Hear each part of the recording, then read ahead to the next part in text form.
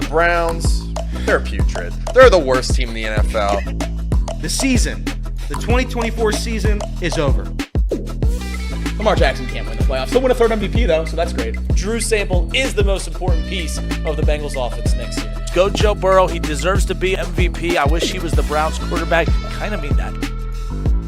If you're looking for the most reactionary, silly, and unserious show on the internet, then you're home.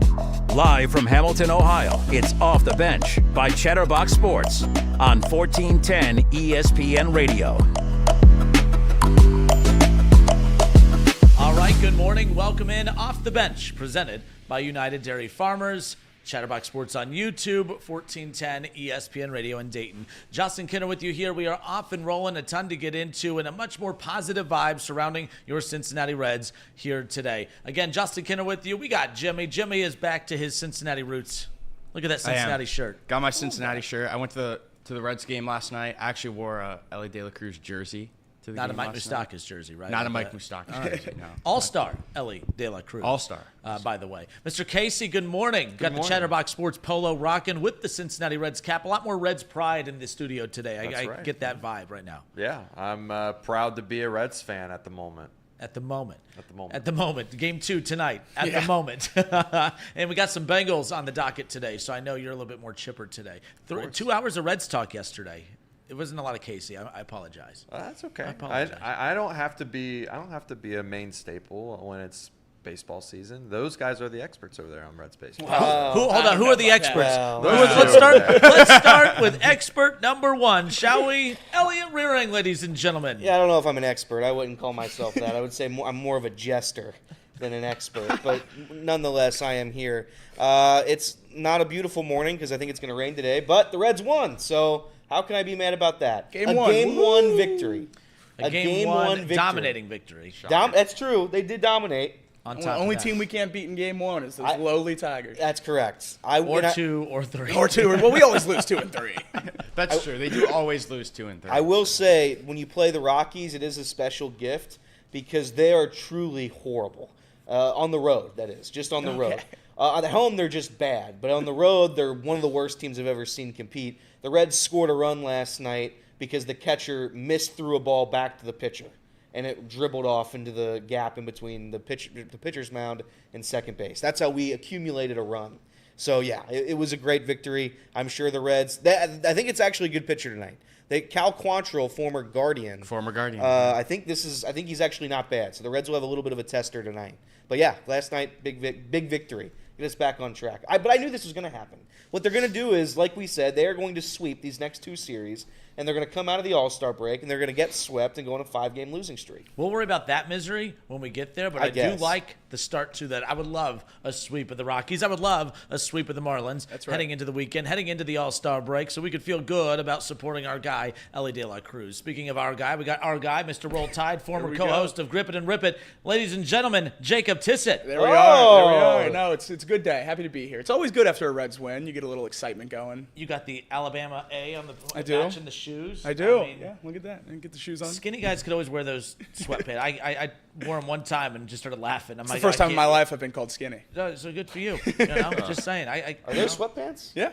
Are they really? Yeah. You're wearing sweatpants to work? What a bum. Oh, they're nicer. Yeah, they're nice. I was going to say, I didn't even know they were sweatpants. I thought they were just regular pants. I always wear my Lulu sweatpants. Lululemon, baby. And they are. No free ads. I'm a TJ Maxx guy, Yeah, I'm the Gap. Yeah, I'm the Gap. But is the Gap still a thing? I think so. They did a collab with Kanye. I haven't even seen a commercial. They did. When's the last time you saw a Gap commercial? I always remember the Gap commercials hitting like right before school started. Oh, yeah. To go get all the families to use their back to school money to go load up. But we'll open up the show today, of course.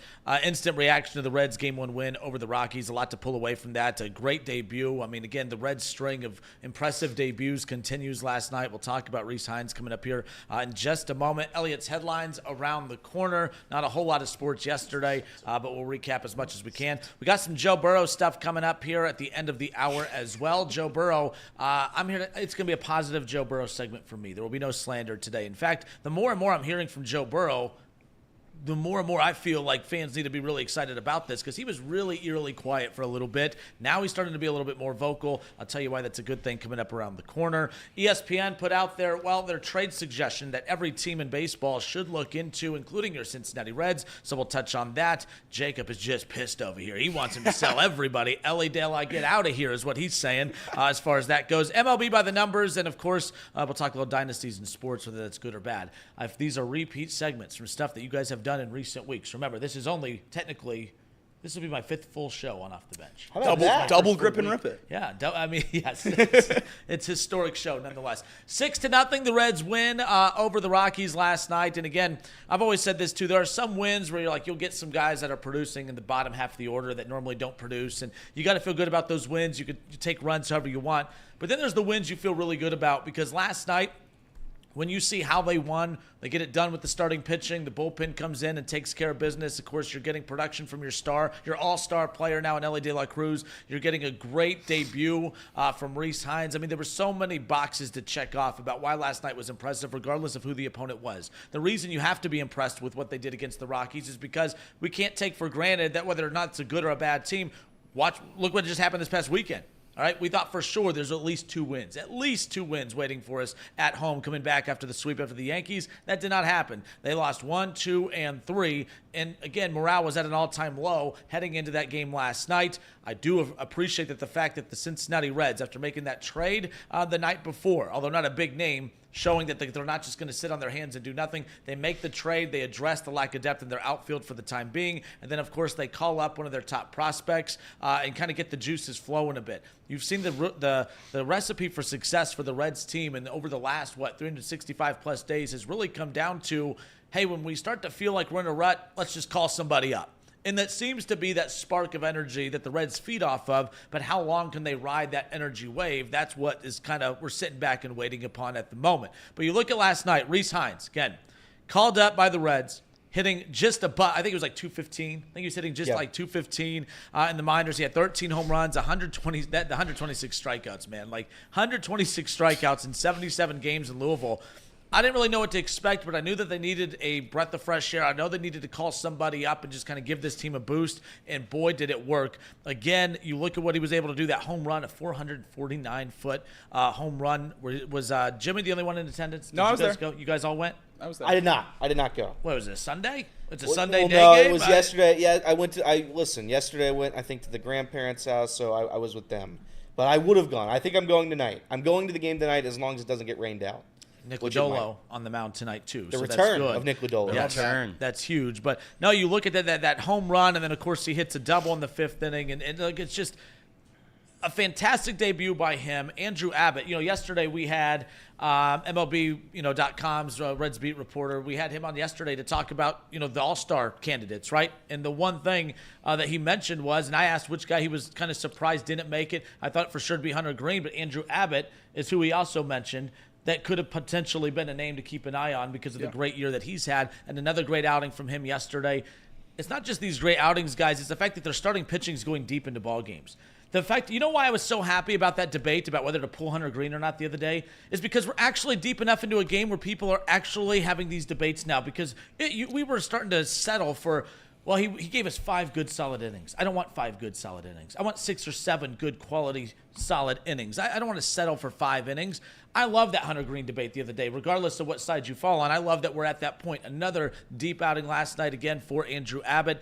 The starting pitching continuing to be the backbone of this team and putting them in position to win every single one of these games. Obviously, it's been the lack of offensive production. And then let's not forget what Elly De La Cruz did last night when the lights were bright. Watching what he did, not just with the bat in his hand, but when he got on base, just creating havoc. And you're going to get the good with the bad. He's going to get thrown out. He's going to be super aggressive as far as that's concerned. It's kind of like a quarterback who is super aggressive. He's going to throw into tight pockets. What makes him great can make him dangerous at times, right? What makes a quarterback great is he's going to squeeze that into tight pockets. He's going to attempt aggressive throws, but he's going to be vulnerable to throwing an interception. That's Elly. He's going to attempt steals. He's going to be aggressive on the base paths, and at times he's going to be vulnerable to being thrown out. But overall, the star production from your all-star player in Elly De La Cruz, a great outing from Andrew Abbott, and a great debut from Rece Hinds.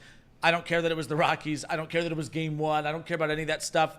To see that energy, for them to bounce back after that horrible weekend, applaud the Reds for last night, and hopefully they can build on that coming up later on tonight. Yeah, I don't care if it's a bad team. I mentioned that they are bad teams because they're games that the Reds can win. I don't buy into the fact that when the Reds play, granted, it hasn't worked for me this season, when they play the Yankees and the Dodgers, that the Reds are going to have a solid chance. Now, again, 2 sweeps against 2 of the best teams in baseball, and then you beat the Phillies as well earlier on. So the Reds have competed. Mark Sheldon kind of made fun of me yesterday on that point because I did bring up the fact that I don't think the Reds have been a competitive team this season, in the sense that offensively they haven't been consistent enough. They're just not, and nobody, I don't think, in this room trusts them to be a postseason team.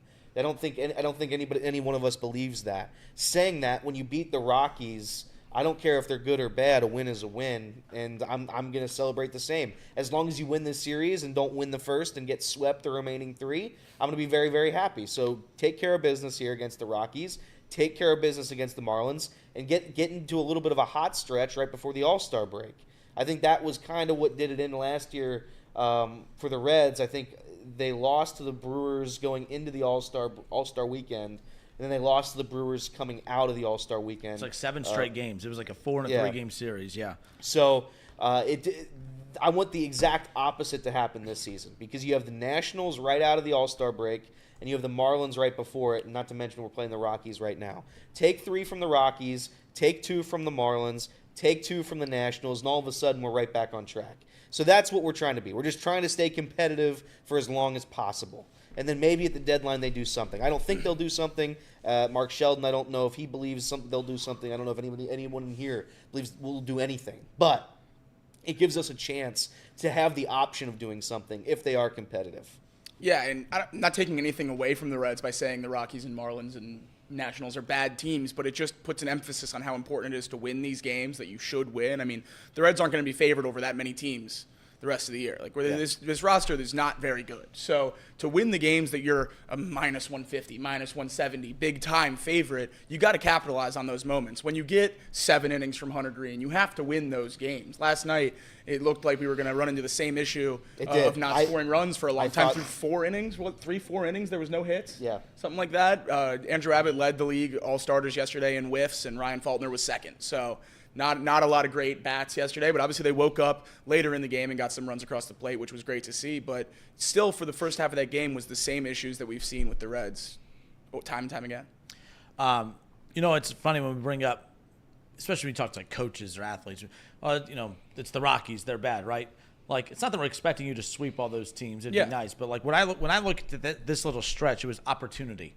And I'm not saying that when you have good teams on the schedule, that's not an opportunity. But I think even a manager, even the front office, you can't convince me that the Castellinis and you can't convince me that the front office didn't look at this stretch and say, oh, we have a good opportunity to make some noise here. And then when you call them out for not making some noise there, they say, well, it's tough to win. Any game. It's like, okay, you could shove it with that. I want to hear that. Like, don't talk to us like we're like having these unrealistic expectations. I think we're all on the same page. It's not like we expect them to dominate these teams, but at the same time, if there was a stretch where they could capitalize and take advantage, especially coming off of that sweep over the Yankees, this was the stretch to do that. They missed their mark, obviously, with the Tigers. It's the fact that they rebounded the way that they did last night is what I feel good about.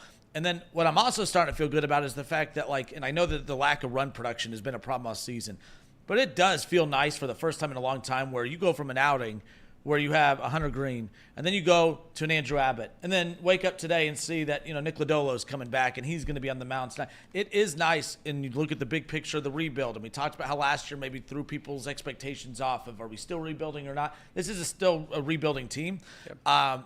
It's nice to be year 2 of the rebuild and to have your 1, 2, and 3 pitchers pretty much be established moving forward. Yep. Because a lot of times with a small market team, right, you got to get run production, and you're hoping like hell that you're producing good offensive hitters through the system, and you're hoping that you're producing pitchers. The Reds have done that. I think the fact that so many of their dominant young pitchers don't have to be paid big dollars for quite some time allows them to be flexible with where they put the dollars when they choose to spend it in the field, in the outfield, or the bullpen or whatever. But that's what I feel the most positive about, is that regardless of the up and downs, from Hunter Green to Andrew Abbott to Nick Lodolo, regardless of that rotation there, of course. And that's what I felt good about, and that's what I loved about seeing Nick Lodolo being on the mound tonight for the Reds. I'm hoping that Nick Lodolo can be that guy going forward. It's can you be on the field? I don't think he will be. I just have the pessimist in me that I just have a hard time believing he has 2 IL stints this season. I have a hard time believing he's going to stay clean of that the whole way through. I am excited. I'm excited for Nick Lodolo to be back because when he is here, he is some of the best. He has some of the best stuff in Major League Baseball. But can he stay healthy? I don't know. Everything points to Nick Lodolo going 3-4 starts and then taking another IL stint. And hopefully that IL stint that comes is just another missed start or 2. And, hopefully it's not extended. Like last time we saw Lodolo with a blister before this stint, he missed a month and a half. So it's very nice to see him come back along the timeline that was originally said. We've seen so many times this year with Reds injuries that you get a timeline when someone gets hurt, and then it's nowhere near accurate, and the guy's out for another 2 or 3 months or something like that. So it's great to see Lodolo actually having the injury that we were told he had and recovering on time, and you just hope that there's no fall-off after these 2 missed starts. But I wouldn't expect there to be after he missed a start last time. He came back and was just as dominant as he's been. So I think he'll be great. I think he'll be great up until the point where, unfortunately, he might have to go back to the IL. One of the greatest segments in the history of Rip It and Rip It. Great show.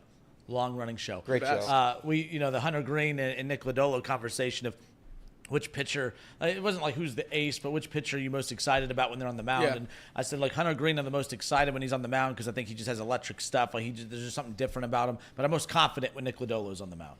I don't know. He's just more I just feel more confident when Nick Lodolo's on the mound. I'm most excited when Hunter Green's on the mound. But at the same time, Elliot, I never like to talk about the health of a pitcher because I'm hoping it just goes away, but it just doesn't seem every year with Nick Lodolo, even from his rookie year to now, his rookie call up to now, it's been the injury conversation. And we talk about moving players. Let's say he does have a dominant closeout to this season. I'm not throwing his name out as trade bait, but if you're constantly worried about that, do you try to sell while his value's high? Now I'm falling into your trap. How high is his value if everyone else is worried about that too? Yeah, so we'll see.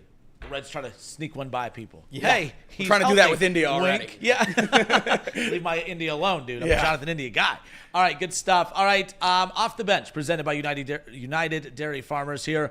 Chatterbox Sports on YouTube, 1410 ESPN Radio in Dayton. We got some Joe Burrow stuff coming up around the corner, but Elliot is going to get us caught up on some headlines. A lot of headlines. A lot of live sports yesterday. A lot of live sports yesterday. We have more Reds coming up later on in the program as well. MLB by the numbers, some interesting numbers around Major League Baseball that we'll dive into, plus Dynasties and sports conversation. Plenty more coming your way. Off the Bench, presented by United Dairy Farmers.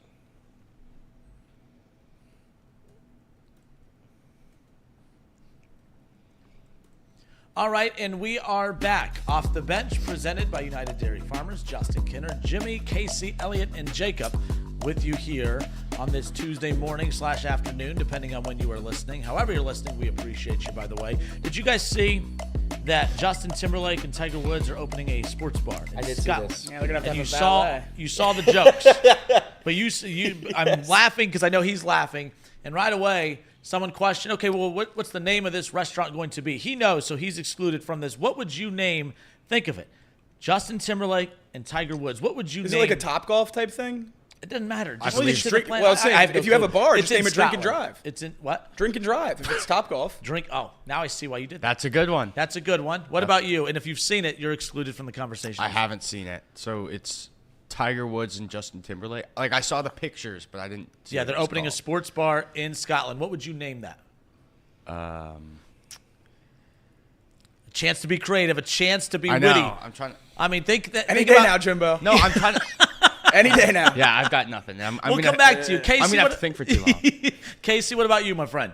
I don't know, something about World Tour. No. Oh, you went with an actual, like, you were So- trying, yeah. It is the World Tour. Wait, that's the name of the actual name of the restaurant? No. Okay. I think the actual name of the restaurant Yeah, what is is it? T Squared Social Sports Bar. T Square Social Sports Timberlake Bar. and Tiger. Yeah. I see. Very nice. Okay, I think it would be cool if it was just T squared. I would imagine the sports bar writing is It's very small. minuscule below the T squared. So, and I hope Tiger's not in charge of branding because the last time they put him in charge of branding, it went horrific. I hate his little logo. I love it. You do? Yeah, I think it's I really hate cool. it. I thought it looked just like little, like clip art. Like, I don't know. thought it was wasn't cool. a fan. I like the TW though. The TW I old love. Nike So do I. Yeah. The I TW think the Tiger I love. logo's sick. I think Every it's stripe cool. for I don't every know why major. everyone hates it. Yeah, I don't either. Oh. Do It you sold like it? very well. I hate it because the prices are outrageous. You ever go to that website? They are very But if expensive. it's affordable, would you like the it's- logo? It's like $95 for a polo. Oh yeah, That's no thanks. not. I mean, that's It's not that bad. not that bad. It's For a cheaper. polo? $95 for a For polo. a polo, polo? that's not that bad. That's Yeah, cheaper it than is. Roback. Yeah, Roback, Peter Roback's Moore, like that's all 120. 130, I think you 120. need to talk to Trace because I have a feeling these two are getting paid more than you. I have a I feeling. think so. I think that's If right. these two are sitting here saying $95 for a polo, Trey it's said not my that- salary on air one time, so everybody knows how much I make. So I. Oh yeah, he did. You love that. Let's find out how much Casey makes. Casey, polo, $95 high or not high? Casey's wearing the free Chatterbox polo, so I'm also wearing a free Chatterbox shirt. That would be detrimental to the funds, so that's high for me. It's high, yeah. See, you could tell. Look, the two that make the money, they have branded shirts on in here. And look, free Jimmy's not shirt. getting paid. Yeah, Jimmy. I'm not getting paid. Oh, you're not? I'm. He's wearing Chatterbox brand Well, too. I have just an all-white shirt.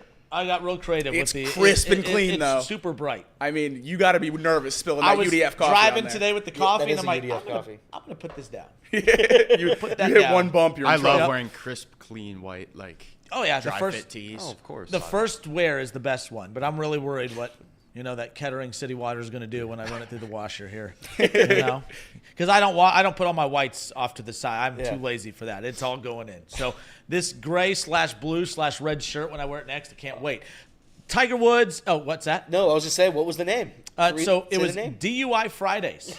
Wow, that's good. People got super creative, and that one just caught me by surprise. Friday I thought it is was perfect. good. Yeah. Drink and drive was good too. Thank you. Appreciate that. Just to be clear, drinking and driving is not good. It's not okay. It's frowned upon. Can we The name- clip Jimmy saying drinking and driving is cool? Yes. Yeah. While he's sweet. Yeah, Kirby's got, sweet. Kirby's we got can that post- one. Kirby's yeah. got that one. Tweet that immediately. And then he's gonna cut it right out, mean, he's right the before pro at anyone says 6-second anything. clips. He is. So we got to get Jimmy on that. He is pro drinking and driving. I'd like that known. Let that be known as far as that's concerned. But no, in all seriousness, because this is a what? Very serious. serious sports talk show. How about we set up our guy Elliot with Elliot's headlines? Elliot loves three things: Joey Votto, David Bell, and leading off the bench with top headlines. Headlines. Look at that. Look at that. I like that little sounder because I do like Joey Votto, and Kinner hates him. The Reds, we talked about it already, but I'm going to read them anyway because I already wrote them. The Reds take game one of the series against the Rockies. They shut them out 6-0. Andrew Abbott, 7 innings, 3 hit, 8 strikeout baseball. Drops that ERA to almost sub 3. He's at 3.06. The whip is at 1.17. Fernando Cruz came in as well, dominated in his 1 inning of work, and after that it didn't matter. The Reds offense woke up. Elly de la Cruz, 2 hits, an RBI, a double, a walk, 2 runs scored. Elly is hitting 300 with a 373 OBP and a 583 slugging percentage over his last month of baseball. Jeimer Candelario went 2 for 4 with an RBI, 2 runs scored. He is hitting 291 with a 300 OBP in his last month of action. Not a lot of walks for our boy, but still hitting well. Santiago Espinal recorded his first hit in 2 weeks last night. That's fun. Boosted that average right up to 180. The story of the game was Rece Hinds, as everybody mentioned. He hit in his major league debut, 2 for 3, a double and a home run, a hustle double. The Reds and Rockies are back at it tonight, 7-10. Nick Lodolo from the IL, he makes his return. He is 8-3 with a 2.96 ERA and a 1.07 whip. Cal Quantrill has a 3.77 ERA for the Rockies. Moving around the league here, the Mets get their teeth kicked in by the Pirates, 8-2 the final. O'Neal Cruz started things off on the right note with a 450-foot blast. Mitch Keller went 8 innings, striking out 6, allowing 2 earned runs. Cardinals shut out the Nats 6-0. Miles Michaelis went 6 1/3 innings, striking out 3. That's Meatball Michaelis for everybody else. Tigers shut out the Guardians 1-0. Montero went 6 1/3, allowing 3 hits, 0 runs, and striking out 4. Good for the Tigers.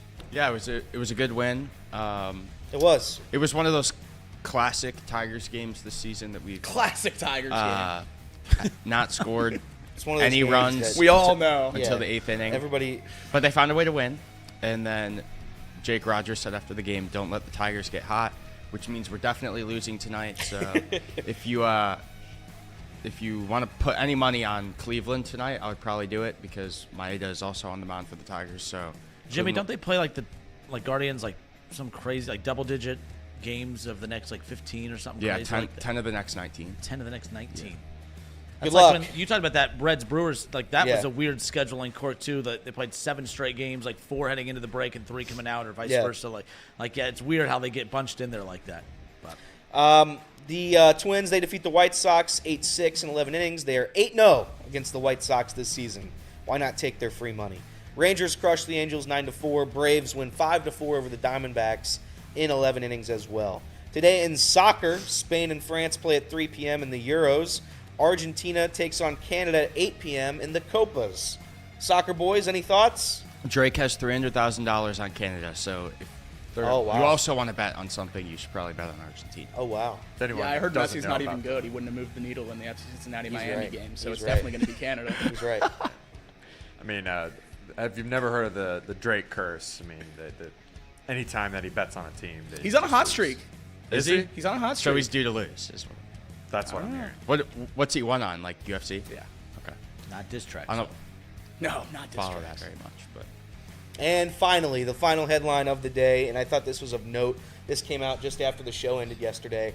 Keegan Bradley is named the U.S. captain for the 2025 Ryder Cup team. Now, for those who don't remember, the last Ryder Cup, Keegan Bradley was left off of the team, and many thought that he was snubbed. Sitting he on the was back robbed. of his couch.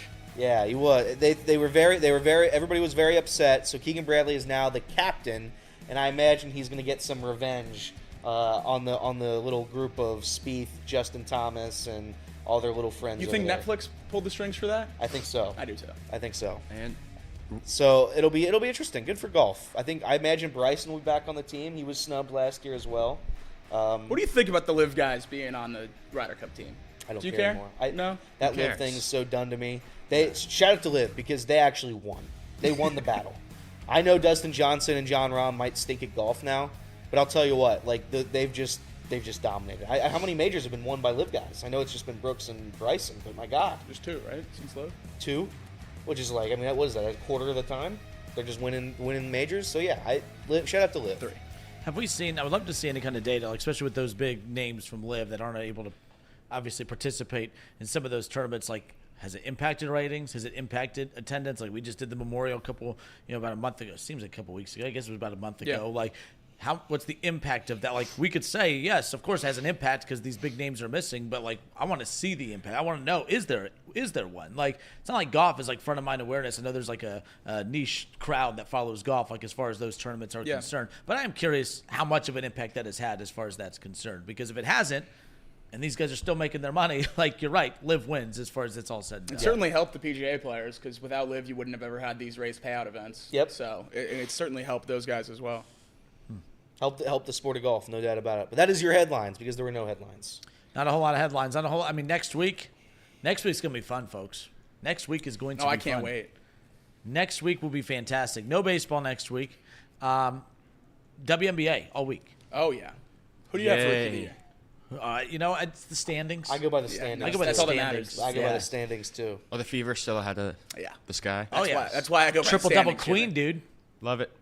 Love Caitlin Clark. I'm getting that jersey. Baller. Still on back order, by the way. Yeah. Get plenty of Angel Reese jerseys, though.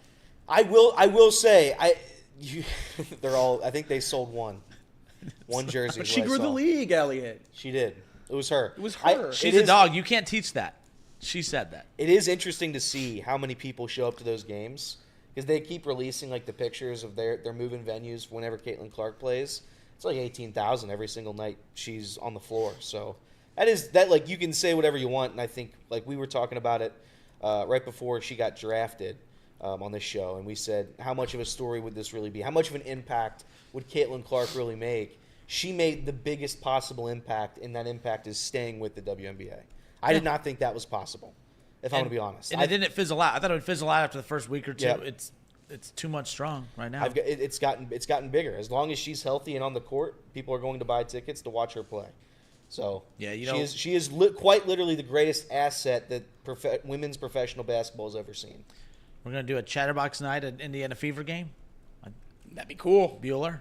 I'll Bueller. do it. Indiana, how far of a drive is that? Hour and a half. 2 hours. Oh, from here? From out. Dayton, it's 2 hours. Hour and a half. I'm out. What? Why? I'm out. That's not even a drive. It's a stone's throw. Yeah, like I'll drive you. we went to Columbus. I'll drive you. Went to Columbus and back. I felt like that was more bang for my buck. Let's see. Indiana Fever. WNBA. We'll pick this back up during the game time ad. I mean, Check some Indiana Fever ticket prices. Yeah, that's they'll definitely probably be playing the Sky soon, right? Well, yeah, they Sky's play the them. limit. They play them every other day. week. well, yeah. There's like 4 teams in the league. If I'm the WNBA, I just have those two teams play 20 times for the whole summer and just cut everybody else. It should really be that. It should just be aggregate. You play them 81 times and you go by aggregate. Whoever has the most points by I the like end of that. it wins. I like that. By the way, we welcome you in again if you're just jumping on the YouTube side. Off the Bench, presented by United Dairy Farmers, 1410 ESPN Radio as well. That was Elliot's headlines. Forgot to mention this during that Reds segment earlier. Yes, sir. I was just going to say, I do have a couple Reds topics as we wind down on this segment here. Oh, yeah. I just wanted to tease a couple things, if that's okay with you, unless you had something very relevant to say. No, this I was time. just going to say I forgot to bring up the fact that Elly De La Cruz set the steals record for before he broke Billy Hamilton's. He's at 45 steals now before the All-Star break, the most steals by a Red before the All-Star break ever. So again, continue to make history. But That's pretty no, cool. by all means. Well, I was just going to say, so I didn't mention this in the headlines, and I should have. Graham Ashcraft was sent down to AAA. David Bell notably came out and said yesterday that Carson Spires is offering more to the team, and it's going to be Carson Spires going forward. So Graham Ashcraft has officially lost his place in the rotation. They brought him up for the bobblehead. They brought him up for the bobblehead, which is definitely why they did that. I am 1,000% convinced that is why they did that. And they sent him back down. And this is probably, unless somebody gets hurt, which could very well happen, unless there are injuries, Graham Ashcraft will not be a starter for the Cincinnati Reds any longer. Do you remember, you talked about that bobblehead with Ashcraft. Remember when they had Yasiel Puig? Puig's bobblehead was a promotion that was for the back half of the season. Yes. And we did our show from the Reds Hall of Fame and Museum, and it was like the final home stretch before the All-Star break. So it would have been this week, about however many years ago that he was here. But they moved, like, we knew he was being traded. They were like trying to say, we're not looking to trade him, we're just keeping an eye on it. But then they moved the bobblehead promotion up like a month. Yeah. And they, so I'll never forget that. Like, that was just, the writing was on the wall. Basically, come see Yasiel Puig for the final time in a Reds jersey. But the bobblehead was cool. Wasn't he on like a pony or something? Was he? He was like on a horse or something. I got to look at it. I don't know now. why I said pony, but you get the point. Pony it is. That's much better, actually. That's how we should end this second segment. We're Yeah. talking about Yasiel Puig on the pony. Let me confirm this. Yasiel Puig, Reds bobblehead. Riding a pony. I think he's on a horse. He's right. He is on a horse. Holy cow. Why is he on a horse? I have no Well, his idea. nickname's the Wild Horse. Is it? I don't know. That makes sense. That's what they put in the chat. Never heard that before. Well, if his nickname's the Wild Horse, then that makes sense. I remember being bummed when they got rid of him, but they got rid of him at the right time. If the Reds know anything outside of that rebuild in the 2010s, they've done a good job of scooting off of people before it's too late. So there's that. All right. By the way, was there more? Was that the last one? What? Are we at the time now? Or Yes, that's we were what I at thought. that was me trying to cut in there. We are off to a much better start. Yesterday, way over, and that's not on you guys. That was on me, 1,000,000,000%. It was the most unorganized day yesterday. We didn't even know if we did the right amount of parts of the Correct. show. It was wild. More Off the Bench presented by United Dairy Farmers when we come back as we talk. Well, have you guys heard of Joe Burrow? Are you a Bengals I've never fan? heard of him. Bengals fan? No, who's this? We'll talk about him. I know big Deshaun Watson, Browns fans in here, but we'll talk a little Bengals. I'll do that for you guys. We'll be right back.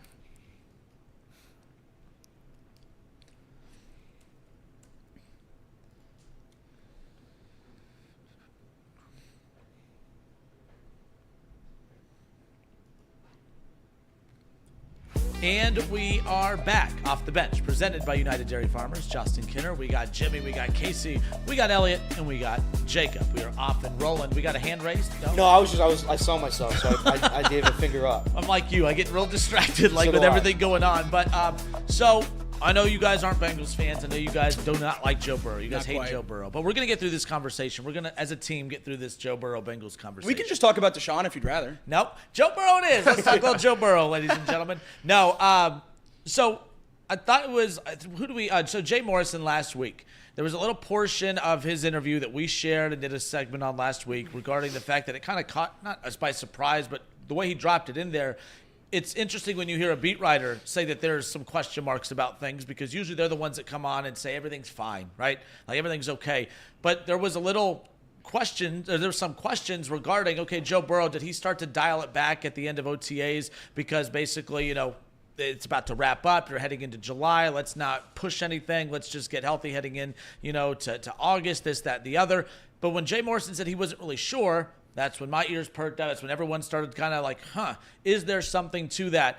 And I started to read more into that and thinking the worst as far as that's concerned, because the other reason I thought that it was kind of awkward or kind of weird as well is because Joe Burrow's just been very, very silent. It's not saying he's a big talker, but he usually is a very confident guy. He puts a lot of stuff out there. He has no problem telling you how good he is and his team is and his teammates are. Like, that's what makes him so interesting. He doesn't talk a lot, but when he does talk, he gives you something to talk about, which is what he is saying he wants to give people this upcoming season.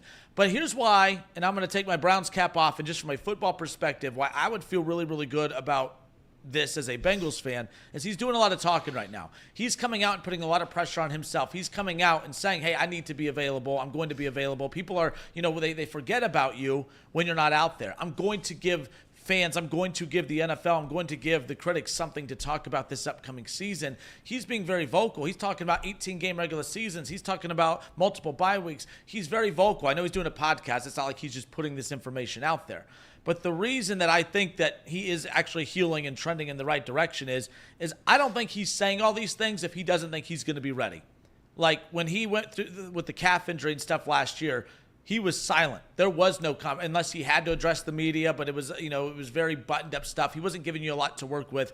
He's giving us a lot to work with. I think when he's coming out and saying things like, I'm going to give you something to talk about, that he's excited about this upcoming season, he's ready to get back out on the football field.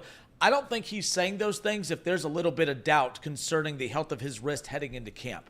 I believe if there was some doubt or if there was some soreness, maybe he's not putting these talking points out there. Maybe I'm looking too much into that. But I don't believe, and Joe Burrow's never been one to back down from pressure. I mean, when he's healthy, this is a team that's gone to back-to-back AFC championship games, has gone to a Super Bowl, won the AFC North back-to-back years. And you see when he's not out there, not healthy, the Bengals aren't the same team. They're a non-playoff team as far as that's concerned. So we know how good he is. They called it, the jokes about Burrowhead. No other quarterback, no other team has had success against the Kansas City Chiefs, especially in Kansas City, the way that the Bengals have. Clearly, Joe Burrow doesn't back down to pressure. So I get that, but I also don't think that he's going to manipulate his own pressure if he doesn't have to. I think the fact that he is talking so much, the fact that he is bringing this up with a month before camp, I think that's a good thing. Do you guys agree? I don't think, Casey, I'll go to you, because we talked a lot of Reds yesterday. You're the big Bengals guy here, I know.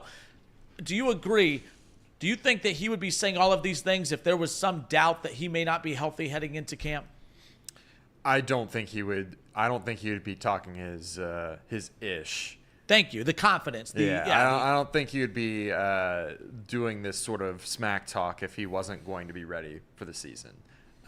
Clearly, he feels ready to go. If you look at some of the comments he made on another very popular podcast that you're referencing, he says he's like 15 pounds heavier. He's quantified his strength 20% stronger than he was before. He's the strongest he's ever been in the NFL. I love hearing all those things. Makes it sound like he's ready to come back and play and give it another shot at the Super Bowl. So I'm all about it. His confidence level that I was possibly worried with, he was making jabs at that Steelers guy very, very early on in that podcast. What podcast again? Very popular podcast. I'm sure you can find it somewhere. But anyways, yeah. What is this bit? He's I think great. You can credit so, the podcast. Yeah, I think you're supposed to. What? What is the bit with not saying the podcast name? No free ads. I feel like you credit the interview when they interview somebody. Yeah. Well, I'm not pulling the direct interview out. I'm just referencing it. I don't have any clips to show of it. All right. So Jacob, you can say if you want. Yeah, if you want to give out free ads, go ahead. I guess I'm not going to say it either. I guess this is the bit we're rocking with. I'm not today. saying it. Yeah, no free ads. I don't That's get right. where you By the way, guys my are coffee is confused below with. the table. By the way, I saw that in the chat. Yeah. I'm like, yep. Shout out. Yeah. But no, Casey. In all seriousness, the more I was reading this stuff from a Browns perspective, I'm poking fun at it, having fun with it. But then I'm like, from a Bengals perspective, he hasn't been this guy in a while. Like this confident, like talking his ish as you talked about. Love hearing Casey say ish, by the way. Absolutely love it. I haven't seen this Burrow in a while, and this is that confident Burrow. And I think if he wasn't confident in his health or that wrist, I don't think he's putting this stuff out there. Now, that podcast you're talking about, it's a very loose, fun type of, situation. He's comfortable. He's sitting with those guys having a good time, so I completely get that. But, again, to you two, he's not doing this. He's not saying these things. I don't even think he's doing these interviews if he feels like he's in a position where he may not be ready to go 100% physically to start camp. What say you? I don't know. I don't necessarily agree with that, and you can pardon my take here, but I really do. There we go. Take that, Casey. I really do think that Joe Burrow was going to talk that trash anyway. If he's healthy, if he's not healthy, I do think part of being a quarterback of an NFL franchise is being available to the media, having that swagger, whether or not you are good or whatever. I mean, certainly you have to back it up on the field. But I think if Joe Burrow is not 100%, if he's 75%, 60%, I still think he's doing these interviews because he's not only saying it to his team, I'm sure, behind closed doors, but now he's telling it to the fan base. He's trying to get everybody excited for the Bengals, for his season coming up. Whether or not he's 100%, I don't know of course, I want it to be true. We all want it to believe it to be true. And if he says it's true, it's true. But by all means, I do think part of your job as quarterback is to be a showman, and he's showing off right now.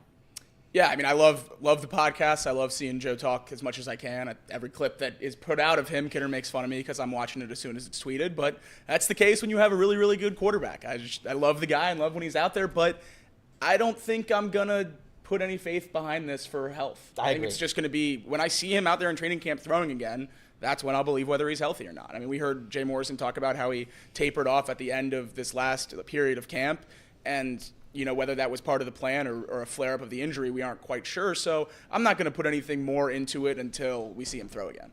Well, you know what? Fine. I try to be positive. I tried to put a professional cap on It's cool today. to see. I'm not saying it's pardon any less my cool. take. Okay, pardon my take on this. Fine. Cap off. All right? The cap is off. No. Look, Joe Burrow goes on to say, Burrow agreed with the assessment regarding the fact that he needs to be out there. I don't think that's a hot take, right? He goes, that's what happens when you get hurt, though. You don't play football. People forget about you. If you're not out there and people aren't watching you, then there's nothing to talk about. I'm going to give people something to talk about this year. I'm excited about it. I get what he's trying to say. I completely understand, but I don't think anyone's forgotten about Joe Burrow. Bengals fans haven't forgotten about Joe Burrow. I see how depressed and mopey you crybabies all are walking around the last back half of the season because you had to watch your team be good enough to win 9 games, to miss the playoffs by one game. What's that? Yeah. Asterisk 8. The last one doesn't count. Hey, what? Why not? You were cheering against them. You were cheering for them to lose that game. I was cheering for them to lose every game after Joe Burrow got hurt. Correct. Man, what do you get? You hate winning. You hate teams with good players. Nick Saban would be so disappointed. I hate missing the playoffs by one game when you could be picking top 10. What? But you got this great lineman. You got this guy that's not a project. Would have taken him top 10 too. He's not a He's project. the second best lineman in the class. Who cares? Because you could have got Brock Bowers. Back to this. At least you were a Brock Bowers guy. I was amazed at how many. I'm not. You're not. That was just the first name that came to mind. I hate drafting a tight end in the first round. Positional value is the most important thing come NFL draft. Wrong. No running backs, no interior D linemen, no interior guards. Yeah, look at the blueprint though for the teams that are actually winning Super Bowls though. You kind of need that. No first round tight ends. Does it matter what round? Yes. It doesn't. Yeah, if you have a chance to get a generational tight end, Brock Bowers is going to be a top 5 highest paid tight end. It doesn't matter because he wasn't there for them to pick, but I would have ripped them big time if they would have passed up on Brock Bowers. Would have ripped him big time if they took him. It would have been a great rip it and rip it. We would have gripped it and ripped it. It's like, no, look, the bottom line is everyone's talking about Joe Burrow. I think the fear is when these athletes aren't out there, they're concerned that they're being forgotten about. They're concerned that they're not front and center as far as that's concerned. But the bottom line is, everyone's talking about Joe Burrow. Everyone's talking about the Cincinnati Bengals. Even when you watch some of these national shows right now, what they're all talking about is basically what he's trying to say the importance of is being physically out there. He needs to be out there. And to your point, not just out there, but physically able to play. The bottom line is there was a stretch last year where he was playing at an MVP-like level. He started to kind of turn it around. It's not as if he was bad the whole time. I don't think for that first 4 or 5 weeks, though, statistically, and we've talked about this, it was the completion percentage, it was total yards, it was touchdowns. I mean, he was a bottom 5 quarterback statistically, but I don't even think he's a bottom 5 quarterback. Don't get me wrong, I'm not going there. But at the same time, when he did start to get it rolling again, there was no doubt who he is as a quarterback. So this isn't it's a prove-it year. It's not a prove-it from a skill set year. It is a prove-it year, though, for can you stay healthy. But even then, I'm not even saying it's a prove-it year because, okay, if he proves he's not healthy this year, then what? But that is the question. Right. If it is another year where he misses half the season, and obviously the back half is you don't want to miss that back half of the season. You want to be healthy heading into the playoffs. That's what's important. But if it's another season where he's consistently missing time, that's a problem. From the time that he was drafted to now, Lamar Jackson, who's labeled as a injury-prone quarterback, Joe Burrow's not perceived as that by a lot, but Joe Burrow has actually missed more games since being drafted than Lamar Jackson has, and Lamar Jackson didn't play for the last 2 seasons before this one. Right. So that's what's wild. This is where Casey gets a little bit offended when I call Joe Burrow a little bit of an injury-prone quarterback. This is Casey's worst take, but I understand where he's coming from. I understand where he's coming from, too, because his argument is basically these injuries aren't his fault, so how are you an injury-prone quarterback? Well, it's like the injuries to Nick Senzel weren't his fault either. When he got dizzy looking up at the sun and had vertigo, it's like he missed a month and a half. That's still Nick Senzel. It sucks. Life is unfair. But if you're not on the field, the best ability is always availability. And if Joe Burrow misses time this year, then we have to have – I mean, there's no conversation to be had because he's our quarterback for a long time. But there is a conversation to be had as whether or not he can consistently stay on the field and be healthy. I do think he will be healthy this year. There is no indication as to why he wouldn't be healthy this season. I'm just saying if he were to miss time, then yeah, we would be concerned. I would be concerned. Yeah. By the way, look at that foot.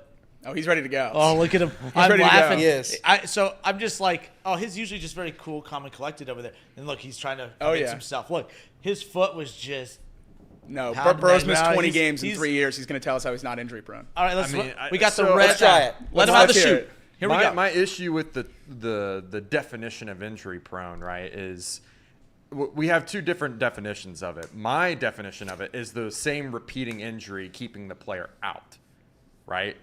Missing multiple weeks because of the same injury. Joe Burrow has not had the same injury. It's been very fluky. And it's been not really his fault. It's been other players failing him. But at some that got point, if you him miss hurt. 20 games So in it's 3 not a years- Joe Burrow issue. It's a Bengals issue. That's where I have problems with this conversation. Yeah. At some point, you miss enough games. Right. You're injury prone. Matthew Stafford couldn't have been beat up more in Detroit, and he managed to play a lot of games. Yeah. Well, he was a dog, so. He was He a was dog. a You dog. can't teach that. Yeah. You don't teach that. I mean, But- My definition of injury prone is if you're If injured. you're injured Yeah. or not. Yeah. And I do understand. I do understand what Casey's saying from the sense of the offensive line failed him and he got hit more than he should have, and that is why he is injured. But at the same time, if you're missing multiple games year after year, like it's kind of frustrating. And I'm gonna say, yeah, you're an injury-prone guy because you're hurt every single year. When you think of Joe Burrow's ACL, do you think that's Joe Burrow's fault? I don't care about whose fault it is. No, yeah. Has there ever been an I'm not ACL saying fault tear matter that for is their injuries. fault? I'm not. Fault never matters for injuries. Has there ever been an ACL tear that is I their fault? definitely blame our offensive line for his But injury. blame 100%. doesn't matter. Yeah, but Blame doesn't matter. It does factor in whether or You not can you're say- injury. His calf is an injury-prone issue because How? he's He had, never hurt his calf he's had before. multiple calf injuries. It was the other calf. You can say, like, you could say if they had in a a better blender. offensive line, maybe he wouldn't be hurt as much. But I'm not going to say he got hurt because the offensive line. He's missed almost 2 full seasons out of 4 he's been in the league. I don't. You know, it's just like if they had a better offensive line, yeah, he probably wouldn't have been hurt as much. So Casey, is he fluke prone? Is he fluke prone? I don't know. No, and I know maybe I am just wrong, but I just feel like You gotta at least he concede gets a fluke lot of prone. blame for things that are so out of his control, like literally getting crushed by his own linemen and 2 defensive linemen. I'm not blaming. Like, I'm not blaming. Yeah, I don't think he's ever been blamed. Anyone, No one's anyone would blaming tear their him. ACL on that. Is what I'm getting at. Right. Like, Right. like, And they how, would how be do you injury stop? prone. How do you stop that injury from happening? You don't. That Right. that means that you're not injury prone. When you come back You're the just- next year and you break your wrist, But and you don't blame it on train your anyone. calf, and then at some And then the point pinky, your don't forget the entire pinky. body is going to get broken, whether it's your fault or not. If your entire body is getting injured, you're injury prone. Yeah, I think it's. If you go down his body, every single limb has had an injury. I think it's just the amount of ways he's gotten injured, and I think it's unfortunate because there's a group on the team that could have prevented some of those injuries had they been better. But if you're getting hurt, like if I hurt my wrist and then the next week I break my ankle, like I'm gonna say, I'm injury prone. We'd call Jimmy injury prone if he came in here in a month with a broken wrist and a broken ankle. Yeah. It's not like I'm calling him lazy. It's not like it's a personal shot. It's like he's. But it is a negative connotation. Sure, Like, if you're not able to stay on the field, then you are injury prone. It's his fault. We lost $55 million last year because he wasn't on the field. well, it wasn't 55 million. It was like half of that. Played 5. I guess it hasn't kicked in yet, but still, he's out next year. We'll lose 55. Like, Too bad he wasn't Deshaun Watson. He'd be getting all that no matter it'd what. be all up front. Yeah. Yeah. And it wouldn't matter if he played or not. I have no. Elliot, comment on anything? this. You got anything? I have no comment. All right, you know what it is? It's time for break. It's time for break. But then we're still live between breaks. Just Sure. Okay. Yeah. So all you right. know. Sure. Sure. All right, Justin Kinner, we got Jimmy, Casey, Elliot, and Jacob off the bench, presented by United Dairy Farmers. We'll be right back.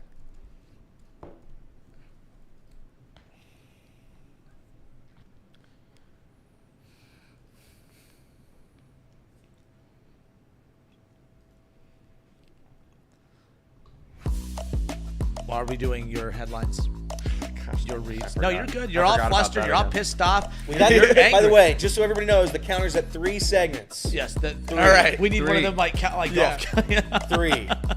But no, so right now we got Casey with some housekeeping items and just some announcements, and send some T's and P's to our guy Casey. He's having a bad day. He is frustrated. He is flustered. I'm not frustrated. Look, you can't even say flustered. Listen, I don't mind being wrong. I don't mind being wrong about Joe Burrow being injury prone. Thrive in it. I thrive in it. I will believe that he's not injury prone because I don't want to believe that he's injury prone. If he is injury prone, then we're screwed.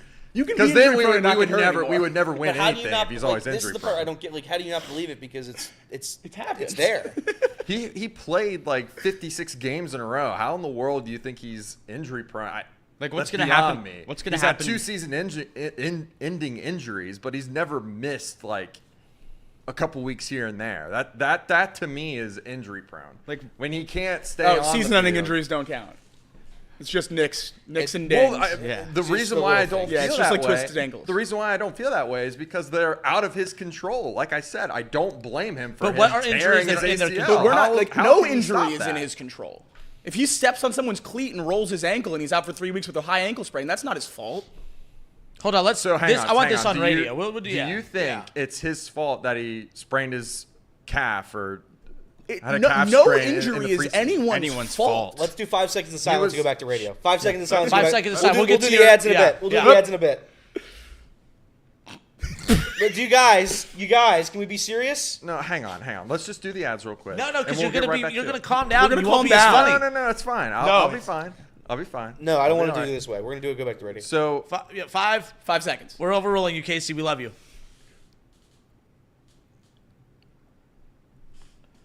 What is happening right now is called a pivot.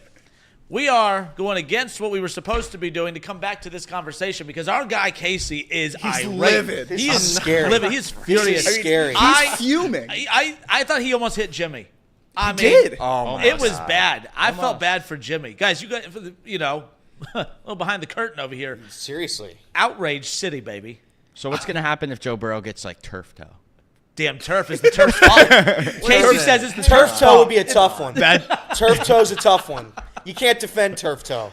Casey, a reset cold- though. So where are we at right now? Where are we at with hang this? on. So Joe Burrow before this last injury had played like 50 plus games in a row, right? How does that math work out?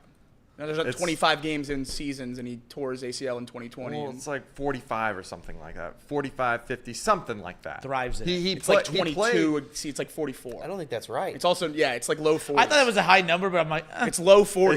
It's still a very high number. Like he played 2.5 years in a row. Like He played 2 seasons in a row. He played 4 games hurt, and then had 2 no, good games. no. He before played broke those his wrist. games though, did he not, Jacob? Yeah, but if he's playing hurt, is that not injury prone? No. What? Don't, no, because he's playing the games. If you're he's playing- playing the games, you're If not you're playing out, below you're not- 100%, you're hurt. That's part of being injury prone. But Jacob, he's still playing the game. It's not a binary 1 or 0 whether you're in the game or not. What? There is- Then what's the problem with him having an injury that he plays through and he still dominates the game? Did I you don't watch get the Browns that. game and the Ravens game last year? He didn't dominate either game. And he had I a can tell. busted pinky. To be and he fair, still won all those games he too the never year before. dominates the Browns. if That's we're fair. honest. Yeah. damn right. So I don't get that. I mean, the whole point of him being injury prone is that he's not on the field helping you win.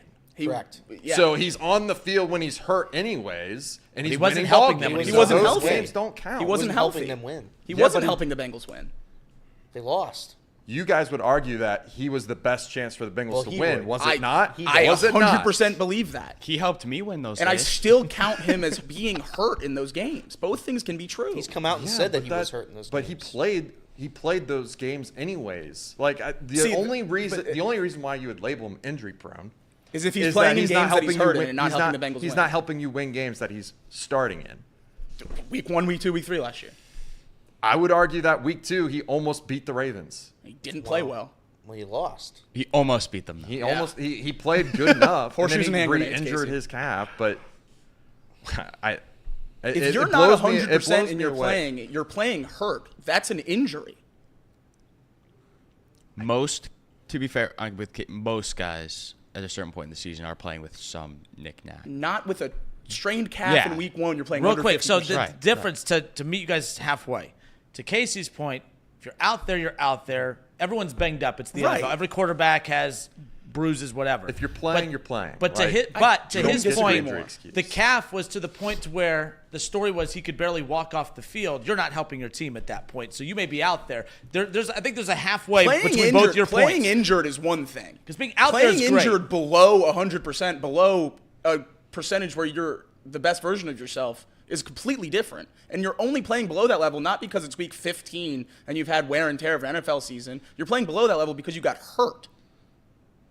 It's an injury affecting your play. I get that, but I already said that his calf was a whole different conversation. But it's all the because- same conversation. No, it's not. Because you guys want to take the fact that he missed so many games into this equation when Yes. you just said that when he's out there hurt, that doesn't count. But he played those games anyway. Those games also count towards him being injury prone, is what I'm saying. Because an injury affected his play in such games. And I just said before that though that the calf is a whole different conversation because It's not, though. Why are you separating the injuries? If he's hurt, he's hurt. It doesn't matter how he got hurt. The ACL, the wrist, the calf, it's all the same thing. It's the quarterback being hurt. The wrist, it's all an injury that affects his play. There's no difference. But he was still out. Like he was still their best chance to win, and he played those games. Like you guys have said already, best ability is availability, and he was available to play those games. That's the whole point of the conversation of injury prone. Do you is if think he's the injury playing the affected games. his play in those games? Yes or no? Yeah, and Then that's an I already injury. said that. Then it's that's a an whole injury. different conversation. But though. it's not. It's It the is. same conversation. It is, though. It is If different. you're hurt and you can't play to your level, it's the same as not being out there and playing hurt. Like, I don't care if it's injury related. You're hurt. Would I rather have 50% of Joe Burrow out there? Yes. I want to watch him play. Is it still affecting his play by his injury? Yes. If your play is affected by your injury, it goes into whether or not you're injury prone. By the way, I don't know how this point is a debate. I want to address the chat real quick. Opinions aren't bits. I just want that to like this bit is tired, is what someone says. is not a bit. This isn't a bit. Casey's legitimately pissed. I don't think Casey knows how to pretend to be pissed. He's legitimately pissed. He just flipped me off. He just threatened. He threatened my mom. He did. Like he's Every time this camera's not on Casey, he's doing something vulgar over there. It's disgusting. I mean, it's disgusting. Oh man, Off the Bench, presented by United Dairy Farmers, by the way. And this started with me trying to be positive. I know. This all started because the Browns fan tried to be positive and say, hey, I feel good. If I'm a Bengals fan, I feel good that Joe Burrow is being so confident in his interviews and putting a lot of stuff out there that is basically putting pressure on himself that I don't think he would put out there unless he felt he was 100% heading into the season. Or maybe not 100%, but ready to be effective heading into the season. So I was like, man, this is going to be a good day. I'm going to win over some Bengals fans. All right, I'm going to gain some new fans, get a couple new followers. Say it's going to be a good day. And it's turned into this. Yeah, It's really sad what it's become. Real quick, some super chats. Yes. Both by Justin Edgel, our guy. $1.99. I love Roid Rage Casey. And then $1.99. Kinner, we need your real take on Votto. My real take on Votto? Are we going? So we're just going back. It's July. Well, I'm folks. just reading the super chats. reading the super chats. We can get back. Well, I'll answer that one in a bit. I don't want to stop this. You don't wanna stop this- I this love hearing conversation. Bengals fans argue. I just like I feel like I'm at a bad family reunion right now. What? like Casey. I'm thinking about it like the Lions are paying Jared Goff $50 million a year, and if Jared Goff was constantly dealing with, oh, I hope his wrist is okay. Oh, I hope his calf isn't bothering him this week. Oh, I hope he doesn't get turf toe or like something that, like not like an ACL, because that is obviously a major injury. But if you're dealing with a lot of minor injuries every week, it's frustrating when you're paying. He's played through all those minor injuries. The only ones he hasn't played through are the ones that literally took him out of the game, the ACL, But that doesn't and a mean wrist he's that he not couldn't hurt. even hold the But you're football. paying Like, him so much money. Doesn't mean he's not hurt. Like it's like I said those are different though. I'm just trying But why to is separate it different? the two. Why? Because he's out there and still winning games. He You're didn't win taking- those games. You're taking 2 games out of that equation. When else has he played through an injury? His pinky, he sprained his knee through the playoff run. Like, come on, man. Yeah, he sprained his knee in a playoff run. That's He 18, did. That's He did 18 not- he did. weeks into the season. That's wear and tear from a season. But he still played through those games. And That gave them is the a best different chance to win. conversation. Season wear and tear is Yeah. a different conversation. The calf injury was training camp, non-contact. He got hurt, and it affected his play. and it's like oh, I hope I don't have to worry about Joe Burrow getting hurt in week 4. Right, like You know. it's not the same thing as normal wear and tear. It's an injury. Correct. If you get injured a If month you- if- before the season starts and then you're not ready to start If the he gets season, hit in the ribs and bruises his ribs in week 12 and he plays week 13, 14, 15, great. That's awesome. Good for him. That's not the same as the calf. Especially if he's going into the season and you're like, oh, I hope he's going to be. What did we talk about for able 3 to walk months last week 15? offseason? I hope Joe Burrow can walk on the field. Yeah. Like, that injury was a massive thing for him, and it affected his play. Right. Deshaun Watson, is he injury prone in Cleveland right now? No, he's availability accusation prone. You're right. You are right about that. Accusation prone, availability prone, and injury prone. I mean, that's the trifecta. That's true. Right He's there. also just bad. In Casey, in a serious question, because I'm not coming at you with this. I'm just curious. When you say, okay, injuries that aren't his fault, what would you classify as injuries that are an athlete's fault? Like, who was the pitcher the other day that got pissed and he sprained his hand? I think he broke guy in his the hand. Cubs. Like, when you're an idiot and out of anger, Yeah. you go and punch, you punch the wall, and now you're going to be on the IL for 10 to 30 to 60 Right. days or whatever because that's your fault. You're an idiot. In fact, I'm more mad at you when you take steroids like Noelvi Marte and have to miss games. I know that's not injury related, but like you made a selfish, like those are selfish decisions. Burrow's never done anything that I think is his fault, but I don't think there's an athlete out there that's ever been injured that is his fault outside of those examples I just gave, punching a wall or Well, reason like Deshaun getting involved in stuff that was selfish because, hey, he was going for his pleasure, obviously, but he put his pleasure before the team and put himself in a position where he got suspended. And I'm not being funny. Like, it's the reality of it. Like, it's wild to me. There are selfish athletes. There are things that people do that it's a risk and they get, punished for it. I just, to counter your point, I don't think there's a player that's ever been injured, whether it's an ACL to a broken leg to a broken finger, foot, neck, whatever, that we said, don't clap for him coming off the field. That's hang his on. fault. Yeah, hold on. I'm not like, it's not like I'm blaming, I would never blame him for getting an injury. But he has admitted that he pushed himself too much during the preseason, which resulted in his calf. He's admitted to Right. that. So I would classify that as his fault. I'm not going out and blaming him for getting hurt because he's just trying to better himself. No, that's not what I'm getting at. The other stuff where he's sitting in the pocket and his 2 tackles collapse and the edges basically tabletop him and tear his ACL, I would classify that as not his fault. That is his team letting him down. The same guy that said the offensive line is overrated. He said that people blame the offensive lineman way too much. That getting a sack is the quarterback's fault. That's not his fault. He said that. He said it was his fault. He said that. That's why when he would go on these podcasts last year, and I always clipped him because I'm like, oh, here we go. When you fans start bringing up the offensive line, your own quarterback says the offensive line. I agree with you though. But this is why fans were worried about Joe Burrow going to Cincinnati about that offensive line because they can't draft them and they can't develop them. So it's going to be scary times until they can get that figured out. And look, they finally have the O-line buttoned up, but it's like the wear and tear from early on. I can meet you halfway. I know what you're trying to say as far as that's concerned. But even the best offensive line in football, I mean, you're going to be vulnerable to that. People blamed the Jets' offensive line last year for Aaron Rodgers going down on the second one. And that was just him moving to his left. That was a design play. The O-line didn't technically let him down on that particular play. But calf, second play of the year, out for the season, this, that, and the other. So, yes, it played a role in that, but at the same time, those are football injuries.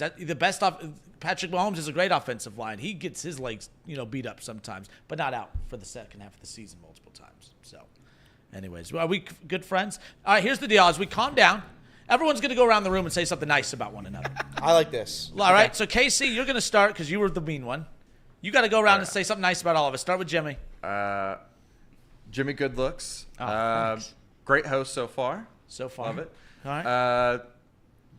Jacob was a great intern. Over a calendar year ago. And Elliot's funny. There you go. Thank you. Yeah. There you go. Jimmy, would you like to go next? Yeah, I would love to go next. Casey, If I go last, I'm gonna thank run you so out. much. Thank you so much for coming to the Reds game for my birthday. It was great. Elliot, I like your hat. Jacob, thank you so much for coming to For the Reds sure. game Yeah, no problem, on my Jimmy. birthday. It was so fun. Kenner, you're a great host. All right. Jimmy, thanks for the invite for your birthday.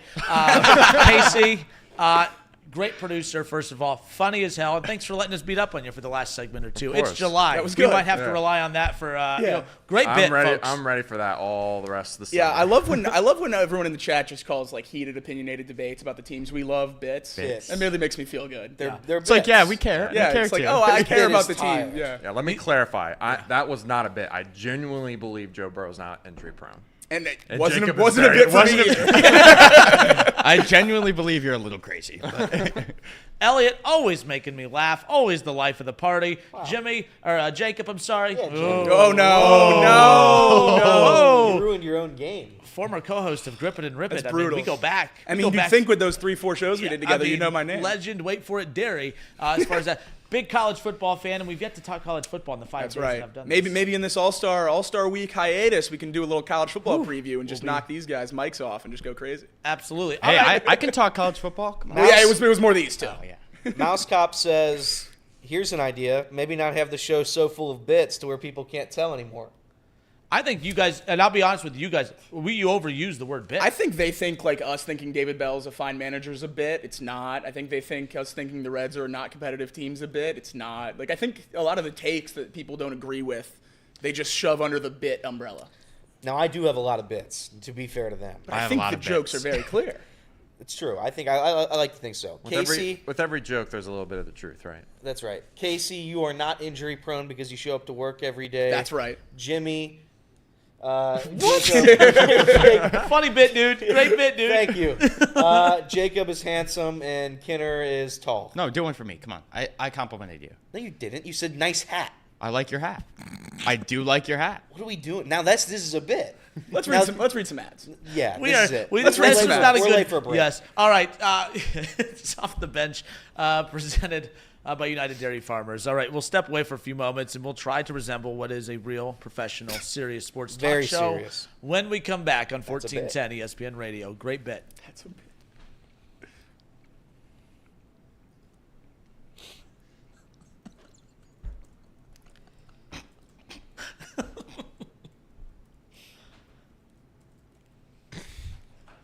All right. Encore Technologies. They provide IT solutions for a data center world with the suite of services from mobile computing and desktop data center, supporting both centralized and work from home computing modules to improve efficiency and Productivity. that's right, Jimbo. Path to innovation begins here. Visit encore.tech. Impani Water, made right here in Hamilton, Ohio, uses natural limestone filtration, unlike the artificial processing other brands use. The result is a healthy alkaline water, and some say the best tasting water in the world. Visit Pani Water at PAHHNI water.com so you can buy this great tasting water. And we have our ticketing sponsor, Game Time. Download the Game Time app, take the guesswork out of buying tickets, create an account, and use code OTB for $20 off your first purchase. Again, terms apply. Create an account, redeem code OTB for $20 off your first purchase. Download Game Time today. Last minute tickets, lowest prices guaranteed. I'm sure that if I go take a look at this Game Time app right now, we're going to have some sales for Reds tickets again, I'm sure. $5 tickets at the moment. How are we looking at fever games? Fever. Let's look at the Fever. Real quick. Right. Over under $19. Under. It is I'm gonna say over. say under. 22 Oh, for what the a great balcony. line by me. But that's more expensive than the Sun game. You could go to 2 Reds games for that price. Yeah. Go to 5. Yeah. And of course, check out all the other different things that are going on around Cincinnati, around Riverbend. I see Hardy, Luke Bryan, WWE maybe later at Wright State. Next Monday. And of course, there's Bengals tickets going on as well. So check out the Game Time app. Game time? Are we all calmed down now?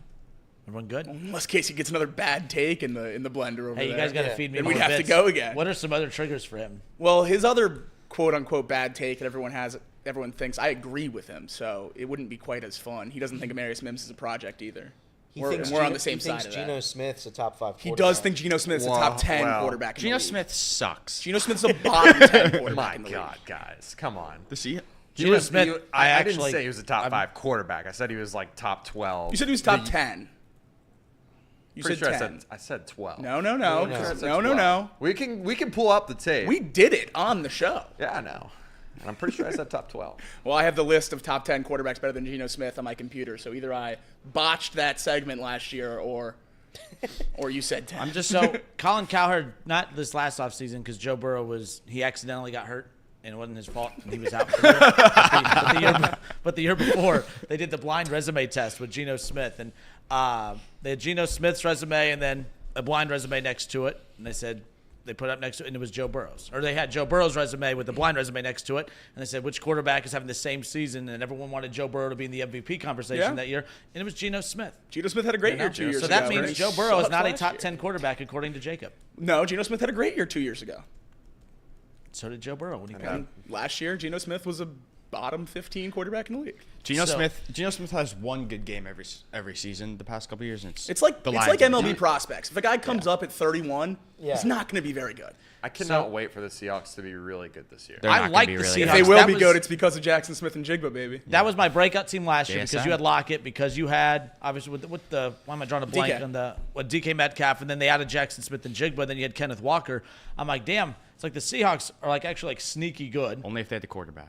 That's a team that when you talk about there's ever a disgruntled quarterback trying to get out of a spot like that, like Lamar. Yeah. When everyone was talking about that, I'm like, if I'm Lamar, I'm trying to get to Seattle. You have you have the run game, you have the weapons, you have the offensive line, everything there. But again, that was just all. You'd have to live in Seattle. That was a 2-year temper tantrum just to get paid. So That's true. I mean, the only way that Lamar is successful is if he has a really great defense. And Seattle was miserable last year. Which is weird because I love a lot of their players. I will wager that in the next, I don't even know how you bet on this, but in the next 3 to 5 years, Seattle's a top 10 defense in the league. I agree. Mike McDonald's I agree. going to get that going. in the first He's round last such year, a they good got coach. Witherspoon, which I was jacked And they about. got Byron Murphy this year, who I love. Me and Jacob both love Murphy. They are set up. I Witherspoon and Tariq Woolen on the outside. Well, that's why I was saying, I love a lot of the guys that they have on their team, but they were just a bad defense last year. And If they would have now- just started Drew Lock, they would have been all right. No, I mean, I think that's why I think Lock. Geno Smith kind of struggled a little bit because his defense was 31st in the league last year. He was Fair. having to throw his way out of games. He's not that type of quarterback. He needs a good run game, and I'm pretty sure Kenneth Walker was out a lot of last season too. So Was it his fault or I don't know.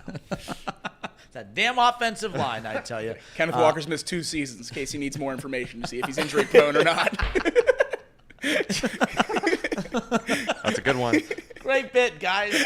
Great bit. That was a bit. That was a bit. That was a bit. Just to clear everything up for the chat. Just a bit outside. All right, we ready to play radio again? Yeah. 5 seconds of silence. Let's go back to the real world. Hang on.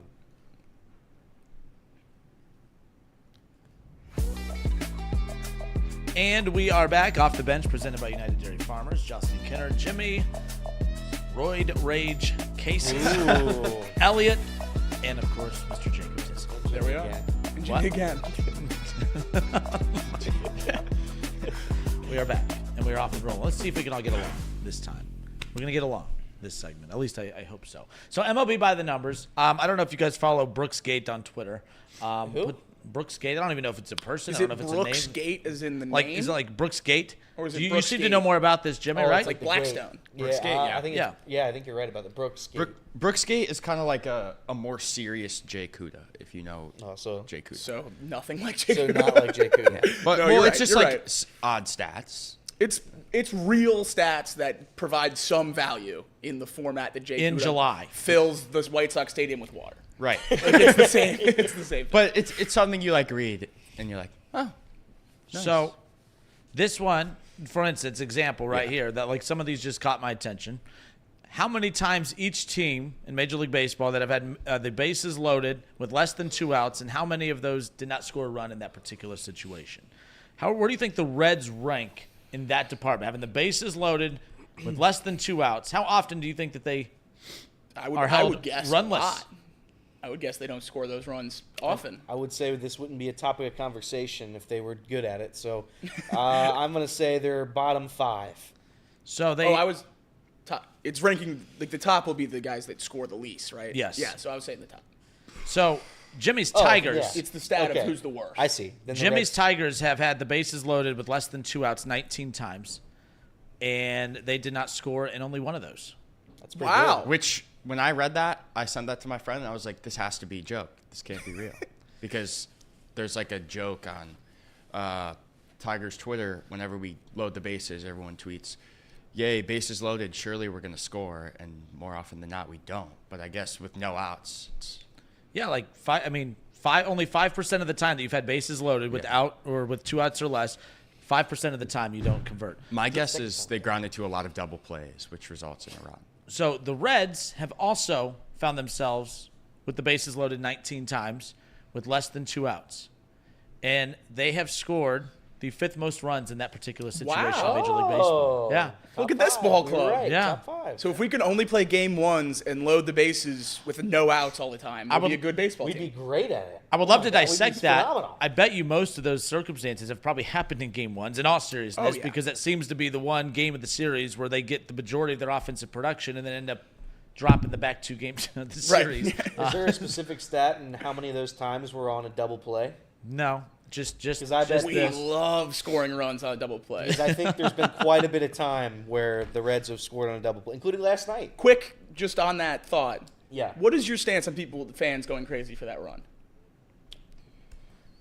I don't necessarily love it. Depends how early in the game it is. Depends how early in the game. If it's the 3rd inning, I'm mad. If it's the 9th inning, I'm happy. It's a bad at bat, Yeah, very bad. and you're cheering for it. I don't know. well, run-deprived teams will take runs anyway. But it was game 1 last night. You know we're going to score 7. Coming off of a sweeping True. loss against the Tigers. It's true. That's fair. Very fair. Very fair. Expectations bottom out and then they peak. Tigers. So. So it's the A's. They've found themselves in the situation where they've had the bases loaded 13 times, and 9 of those times they did not score. That's horrible. That's the worst rate in baseball. Wow. As far as that's concerned. The one that surprised me, the Orioles and the Braves are 2 of the worst teams in that situation. Really? 2 loaded lineups that have had the bases loaded many times with less than 2 outs and don't come away with runs in this. The Orioles have the 2nd worst rate. 27 times they've had the bases loaded. That's a lot of times. 27 times they've had the bases loaded with less than 2 outs, and they have been held scoreless in 16 of those. Wow. That means 59, They're gonna almost win 100 60%. games. Yeah. That is crazy. The Braves, 21 times. They found themselves 10 times where they weren't able to convert a run in that particular situation. But the Reds are the best team in the NL Central Look as at far as that. that's concerned.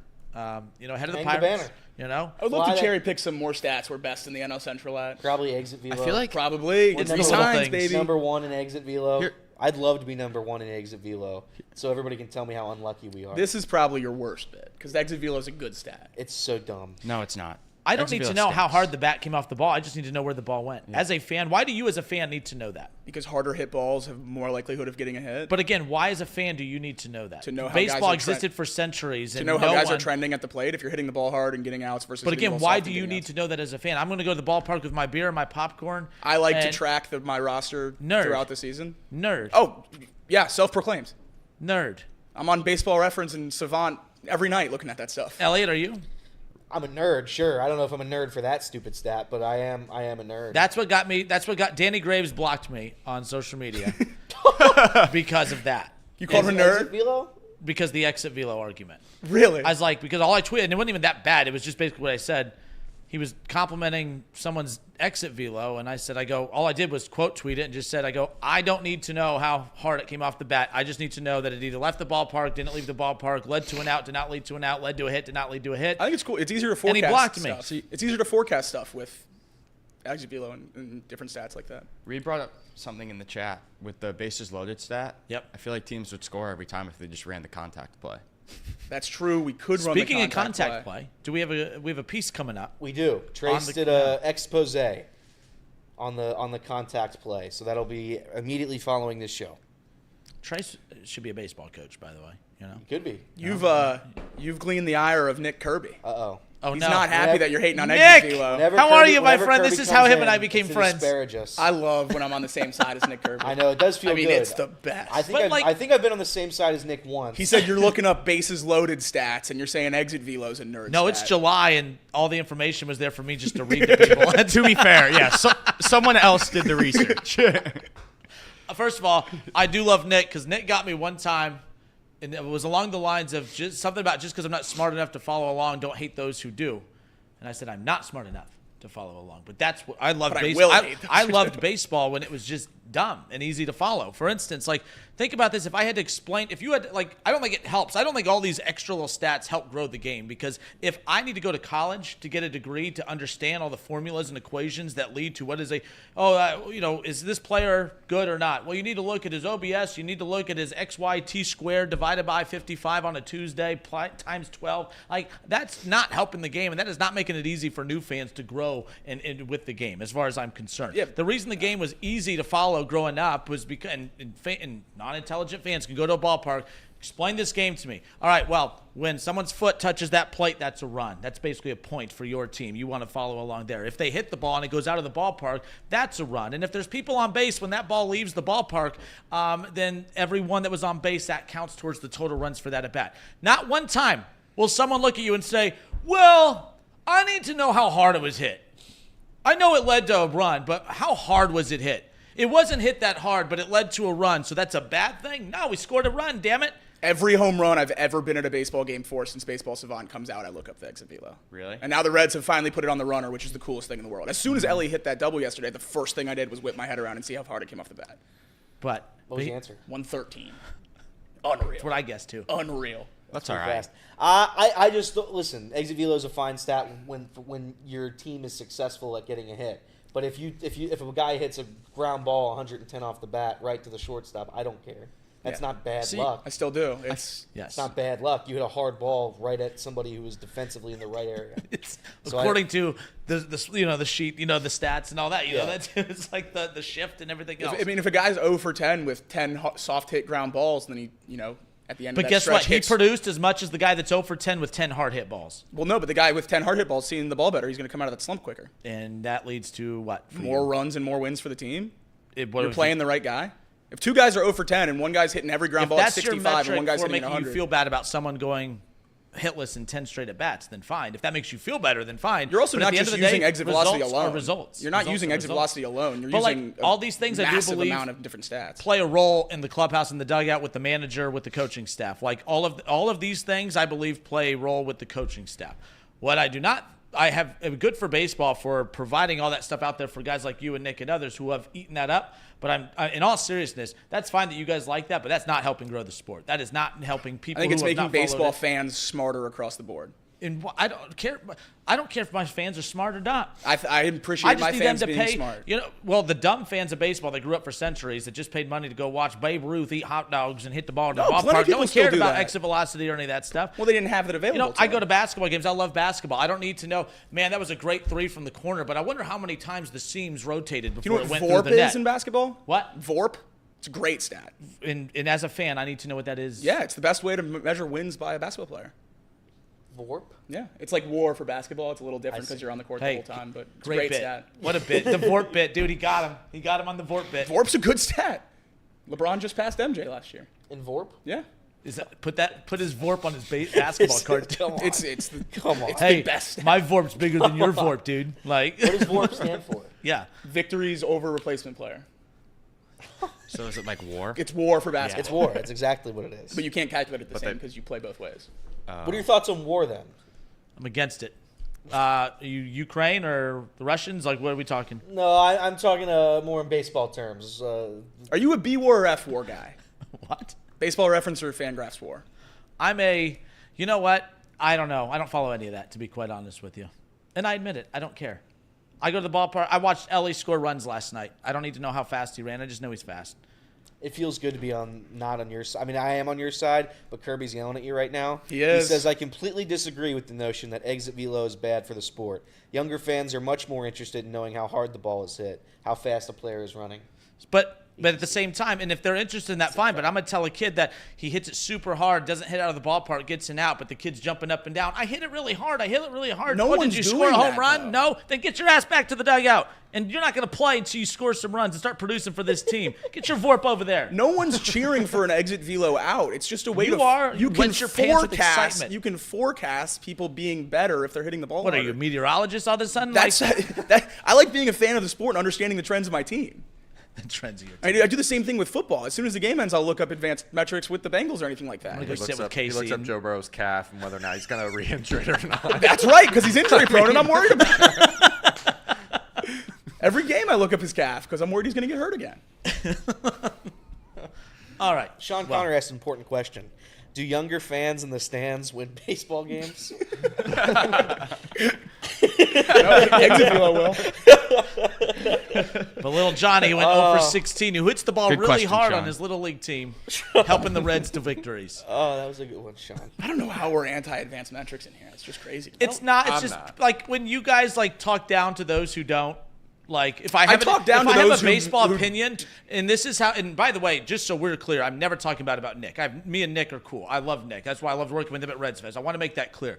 But Nick and I originally got into it on social media because like every take I had, it was just basic baseball takes. It was just simple, stupid guy baseball takes. I didn't put all the advanced analytics into my opinions, and he let me be known. And I took offense to it one time, so then I started going back at him, and it was a back and forth. But then all the StatCast people on his side just made me feel even dumber on social media, so I was pissed.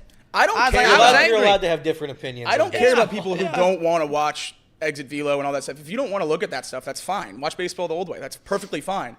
I just hate the people that minimize how important those stats are. Really? Because they mean like when- something. Exit velo is I the think only one that gets under my skin because I can only take. They're such a bad luck team. They're a bad luck team when you hit really hard directly at the shortstop or the third baseman. When you're pulling a ball hard on a fastball directly at the opponent's players. That's what like, that's just like where I don't really care that much about it. Yeah, on home runs, of course I want to see how hard the ball's hit. That's when Shohei hits a 120 mile per hour, 460 foot home run. I want to know how hard it hit, how far it went. I want to know all of it. But when my player's out, I don't want to be told, yeah, that was a great hit. So do you not like the expected stats either? Like expected batting average, expected on base? I don't like the expected slug, stuff either. I don't. What's the one I really don't like? Wobacom. X-Wobacom plus. That one's nonsense. Good stat too. But I used to think WAR was stupid, and I think WAR now is a good stat. That's a So- perfect example because many people, I would say the vast majority, when WAR started being brought into like the popular debate, like the general Twitter conversation or the general fan conversation about which players are better, when WAR finally started being brought into that, people hated it. And now you see like the MLB official accounts tweeting about player WAR. Like Yeah. that's become a very mainstream stat. Hopefully more of these can work that way because I think it's just generally good for fans to understand more what's happening in the game, what leads to runs, what leads to hits. I just think it's cool to just as a baseball fan to understand some of that stuff. And I do disagree with when Kinner said it's bad. It's like bad for the sport that some of these nonsensical stats are so prevalent in the game today. I think stats, the history of baseball reference, it's what makes baseball so cool because I'm able to go back. I'm able to look at Jay Bruce's stats, his splits, home or away, his splits on an 0-2 count. We had off camera yesterday. We had an hour conversation, 35-minute conversation on Jonathan India's stats, his splits on an 0-2 count and a 1-1 count and a bases loaded count. Last week, we looked up how many home runs people would hit in their best Yeah. seasons in their career if they played every game 162 at Great American Ballpark. Like, looking up stats like that was never possible before without all this advanced metrics. Jonathan India, very bad, by the way, with the bases loaded. Maybe the worst. Or 3-1 count. I think it was 3-1 count, he's 3-1. one of the worst. 3-1 count. He only has a 455 OBP. The league average is 750, and then he doesn't have a hit with a 3-1 count. He was one of the And better yet ones. That's still too, I think. National League Player of the Month. That's right. That's right. June. That's right. That's and right. it's time for break. And we are out of here. All right, no. Off the Bench, presented by United Dairy Farmers. No clue how the hell we got into that. Nick, love you. Appreciate you, by the way, just to make that clear. We'll be right back. More Off the Bench here on Chatterbox Sports and 1410 ESPN Radio.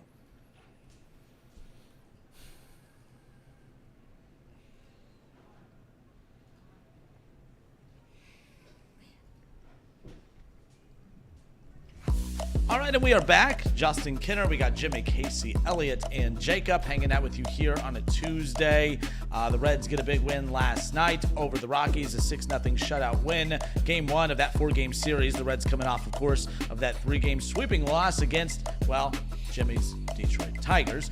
This, of course, after that big-time series sweep over the Yankees in New York. It felt like everything was trending in the right direction. They got punched in the gut against the Tigers, but they rebounded last night with a big win. Big performance, of course, from Andrew Abbott. Elly De La Cruz, all-star Elly De La Cruz doing his thing, of course, with the bat in his hand, scoring runs, getting steals, doing all the little things like that, of course, which has led to him to be one of the most exciting players in baseball and be named to his first all-star game, of course. And then the debut of Rece Hinds, a double and a home run, and that has Reds fans feeling pretty good about the direction of the Reds as we head into Game 2 tonight. Nick Lodolo back on the mound coming off of the IL once again. Speaking of injury prone, as far that's our boy. as that's concerned. But no, I'm happy that Nick is back on the mound. And as we talked about earlier, regardless of all the deficiencies with the Reds and the holes that they still have to plug, sometimes the hardest holes to plug when you are a rebuilding organization is getting the pitching right. I think the fact that they have some deficiencies defensively and obviously in the lineup, and that some of those problems get resolved when they get guys back off the IL. But the hardest thing to do, in my opinion, is hitting on the pitching, and the Reds have done that. I know we talked about the availability of Nick Lodolo earlier. That's very key and crucial, don't get me wrong. But again, Hunter Green, Nick Lodolo, Andrew Abbott, the Reds have done a very good job there. With Graham Ashcraft being sent back down, the bummer of all this is a year ago, I thought that they hit on 4. I thought they had Hunter Green, Nick Lodolo. I thought Graham Ashcraft was that 3rd, with Andrew Abbott then emerging as that 4th. And I'm like, 3. damn, I was like, that's pretty cool. It's still the big 3, but it's just wild Ashcraft taking that step back. I'm hoping that doesn't happen with Abbott, but like Abbott's on that trend that we saw Ashcraft on for a bit. Abbott's statistically the best of the 3 now, right? Yeah. So, well, what kind of stats? I would talk. That matters. Now we don't need Sure to get back does. into that. We need to wind this down on a positive. A lot of yelling. You think I today. didn't look at them all? You think I'm not ready for that? But no, I'm excited about the pitching as far as that's concerned for the Reds, because let's say they find a way. Let's say Matt McClain. We didn't really get a true update on him yesterday. It He sounds was cleared like this for baseball activities over the weekend. the timeline has it to where he's cleared for baseball activities. But the question I have is, what's the urgency? I'm curious to see how they ramp that up. Like, I'm not interested. I'm not unless You the, don't. The There's earliest no was interest in August, him. like beginning of August is what they said, Correct. right? I have no interest in seeing Matt McClain play for the Reds this year. 100%. Zero If interest. the Reds are going to be this bad, then I don't. Why would we risk another But injury? if you're not saying that they're bad because of guys that they don't have, wouldn't you want him to come back if they're within striking distance? I'm not saying I disagree with you, because part of me is like, don't Quite honestly, rush no. it. Like we saw with the Bengals with said, Joe Burrow. Rushing if we it back in to trade help. India, my opinion changes. Yes. If we keep Jonathan India, I do not want to see Matt McClain no the rest need of to this rush year. him I'm back. playing India the rest of the season, dumping him in the offseason when McClain's fully healthy. But wasn't the plan, if McClain was healthy, to still be with Jonathan India to begin with? No, the Reds were trying to trade him all spring training before McClain got hurt. I think that more had to Allegedly. do keeping Allegedly. him because of the Marte. Yeah, thing, but yeah. if he's had 2 major injuries now in the 2 seasons he's been in the pros, I would not like to risk it if the Reds are a fringe bubble team that are, I don't know how many games out they are now, 4 games maybe. and a half. 5, is it 5? 5.5, I think. Oh my God. 5.5 games. So yeah, I have no interest in seeing Matt McClain if it risks his injury-prone career at all at this point. I want him back next year. I want him to be fully healthy, 4.5, sorry. ready to go. So I was right, 4.5. Credit to me. The other issue on this team right now is, and I was going to tweet it last night, but there's really no point. Will Benson. I've been watching him now for, over a month. He's so lost at the plate that there is no reason that he's on this team. He does one thing, though. What's that? Strikeout? Gets more than 4.5 pitches. That's true. Jacob is a degenerate like myself, and he bets on that. But when Jake Fraley and Stuart Fairchild return, what are we doing keeping him up here? What purpose is that serving? I don't understand it. Last night there was a 3-pitch strikeout he had. He looked so lost it was scary. He did get a walk last night on 4 pitches. I'd argue that wasn't a very competitive at bat, but nonetheless, it's been tough to watch. If I'm the Cincinnati Reds, I do what they did last year. I send Will Benson down, have him work on something, and we keep Rece Hinds up, and hopefully Rece Hinds can continue to stay hot. Do I think Rece Hinds is going to be as hot as he was last night all season long? No, of course not. But you have to ask yourself a question. The question is, who replaces Will Benson? But my real question is, who can be worse than Will Benson? Over the past 7 games, he's hitting 125. Over his last 15 games, he's hitting $116. Over his last 30 games, he has 12 hits and 77 at-bats. That's a 156 average, a 212 OBP, and a 247 slug. What purpose is he serving? He's not a good defender. Everyone points to the no errors and says he's a good defender. You know how hard it is making errors as an outfielder? Very hard. You have to be under the ball and drop it. Like he has one of the worst outfield jumps in the entire league. He's making a bad read on balls, and I'm going to say something Kinner's not going to like. Oh, what's his WP? He's minus 3 outs above average. Yeah. Hold on. I'll let you say that again. What? He's minus 3 outs above average. Minus 3 outs above average. He's 3 outs worse than the average outfielder. It's a pretty easy one to understand. It's a good stat. Proves that it's not all errors, and everyone wants to point to that. I'd appreciate that, Tony. It's a pretty easy one to understand. Stupid. Kinner, you're stupid. It's a pretty. I think even you could follow along. But continue. Classic I'll pretend that Browns wasn't fan. offensive. Just twisted my words. That's right. Just twisting my words. No, but it's just there's more to the story with Will Benson, and we were desperate for the power because even though he does play poorly at the plate, he provided more power than most people in the lineup. Seems like maybe, fingers crossed, Rece Hinds is going to be a power boost. Yep. So if we're going to rock with Hinds for a while, and Stu's better basically in every facet of the game, Stu's playing over Will Benson against right-handed pitching now. 100%. So I really don't see where Will Benson has in the team, and the Hail Mary save his career, save his season, is to send him down and have a month or so in AAA, getting at bats, figuring out his stance, figuring out his swing, because it worked last year. And maybe it won't work again, but I'm willing to try because this certainly isn't working. Similarly to Jonathan India, I have a hard time finding a place for him in the outfield at this current juncture, is with everybody healthy. I don't know what's going to happen in the future with Will. As of right now, though, it doesn't help him, and it's not helping the Reds whatsoever to keep him up. I know he has to be here right now because we got 2 guys on the IL, 2 outfielders on the IL. Once those 2 guys return, I would like to see Will Benson sent back down. And hopefully it fixes his swing like it did last year. And if it does, great. But if it doesn't, I'm not going to sit here and be mad that we lose Will Benson. We got a lot of good guys on this team. I don't know what the argument for him is. There is none. There's just not really an argument anymore to keep him up here. He's striking out at 40%. When you strike out at a 40% clip, you're not helping anybody.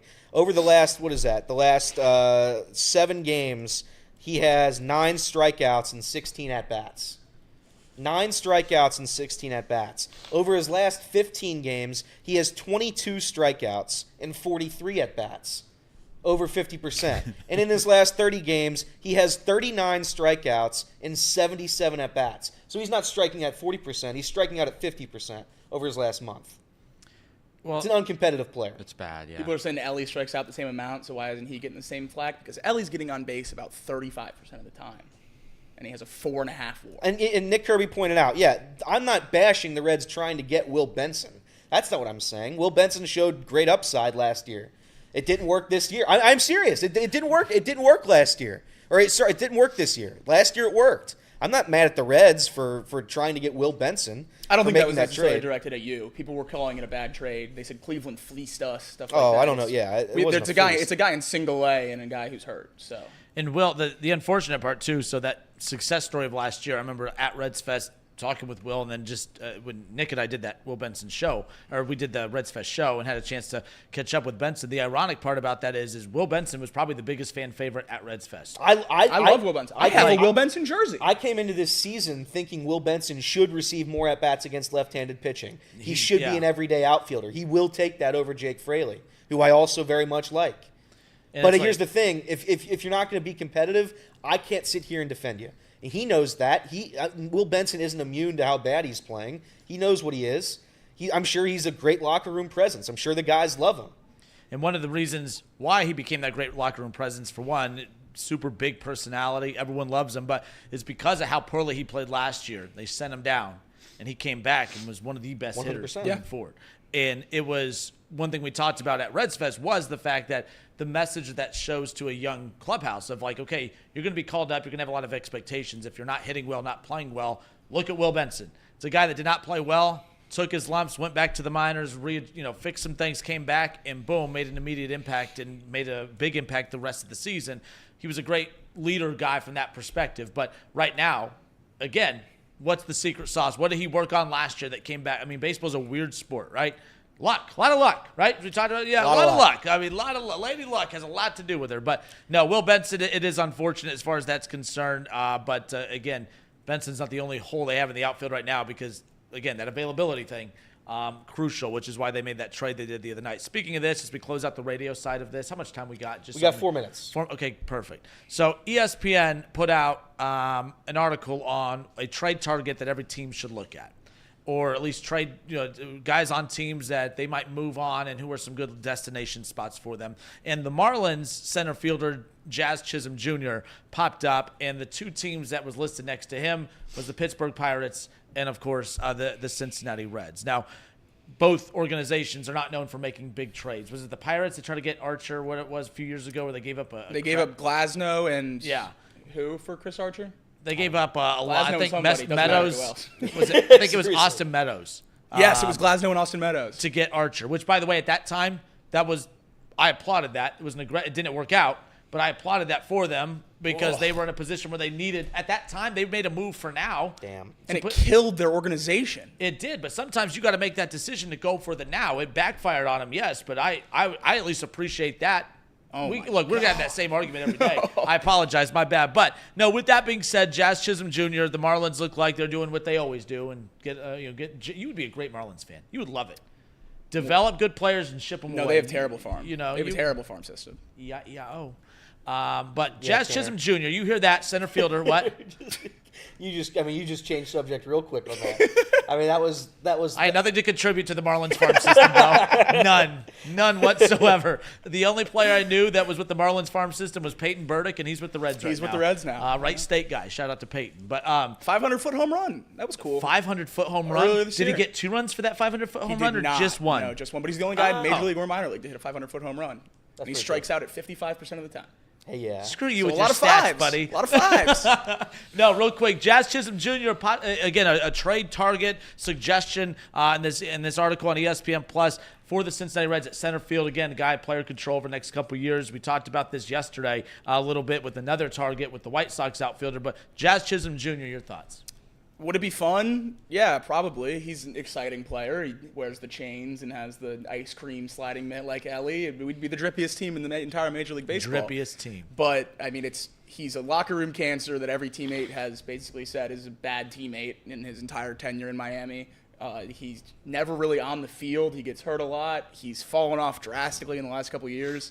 I think this is a name in the sense of, there's a big name on the trade block, and here's a team who's a fringe playoff team that needs outfielders. Let's just match these two up. I don't think Jazz Chisholm makes any sense for the Reds. I am completely uninterested in Jazz Chisholm, and for many of the reasons that Jacob said. Say whatever you want about the Cincinnati Reds and how many wins and losses they've had, and I know this is kind of ironic coming from me, but the locker room presence has been good. We like our players. The players like each other, and whether or not anybody wants to say it, they like David Bell too, outside of Jake Fraley's dad.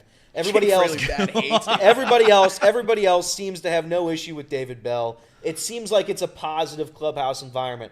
I don't want to get to the point, and it seemed like in 2019 it was kind of like it was a bad clubhouse environment until Jonathan India started really showing up and leading. And that's I really don't think that's a bit. This is my honest opinion. I don't want anyone to come into this locker room and break the good vibes that we have here. I don't want that, because the one thing we have is that.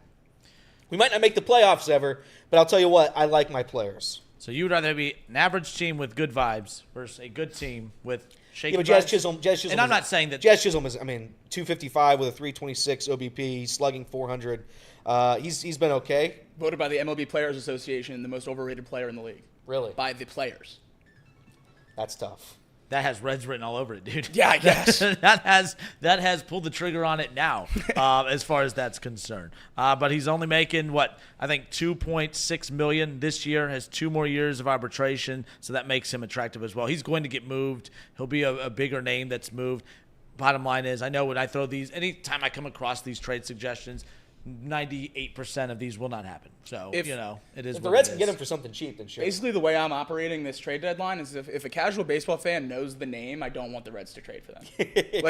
Make a couple more Austin Slater trades. Get some more depth. If you're giving up the amount of prospects you'd need for a household name, I'm so out. Negative Twitter would be very upset if we trade for a couple more Austin Slaters. That's what this team, that'll make this team much more fun to watch down the stretch. It might. Yeah, but Jazz Chisholm, I'm out. Unless you can literally trade like someone terrible for him. And we have the best center field trade deadline edition possible anyway. TJ Friedel. Did you not hear Brad Meter? That's right. He's right. Speaking of availability, there you go. Yeah. What's his availability? And I mean, 3 stints on the IL in 1 year. That's Tyler Stevenson level stuff. Yeah. From 2 years ago. Wow. All right, folks. On the radio side, 1410 ESPN Radio. That wraps it up for us. This has been Off the Bench, presented by United Dairy Farmers. Game 2 between the Reds and the Rockies coming up later on tonight, 6:40. Pre-game coverage begins 7:10. First pitch with Nick Lodolo on the mound. Can the Reds take Game 2? We'll have that coming up for you later on 1410 Wing AM. Off the Bench, presented by United Dairy Farmers.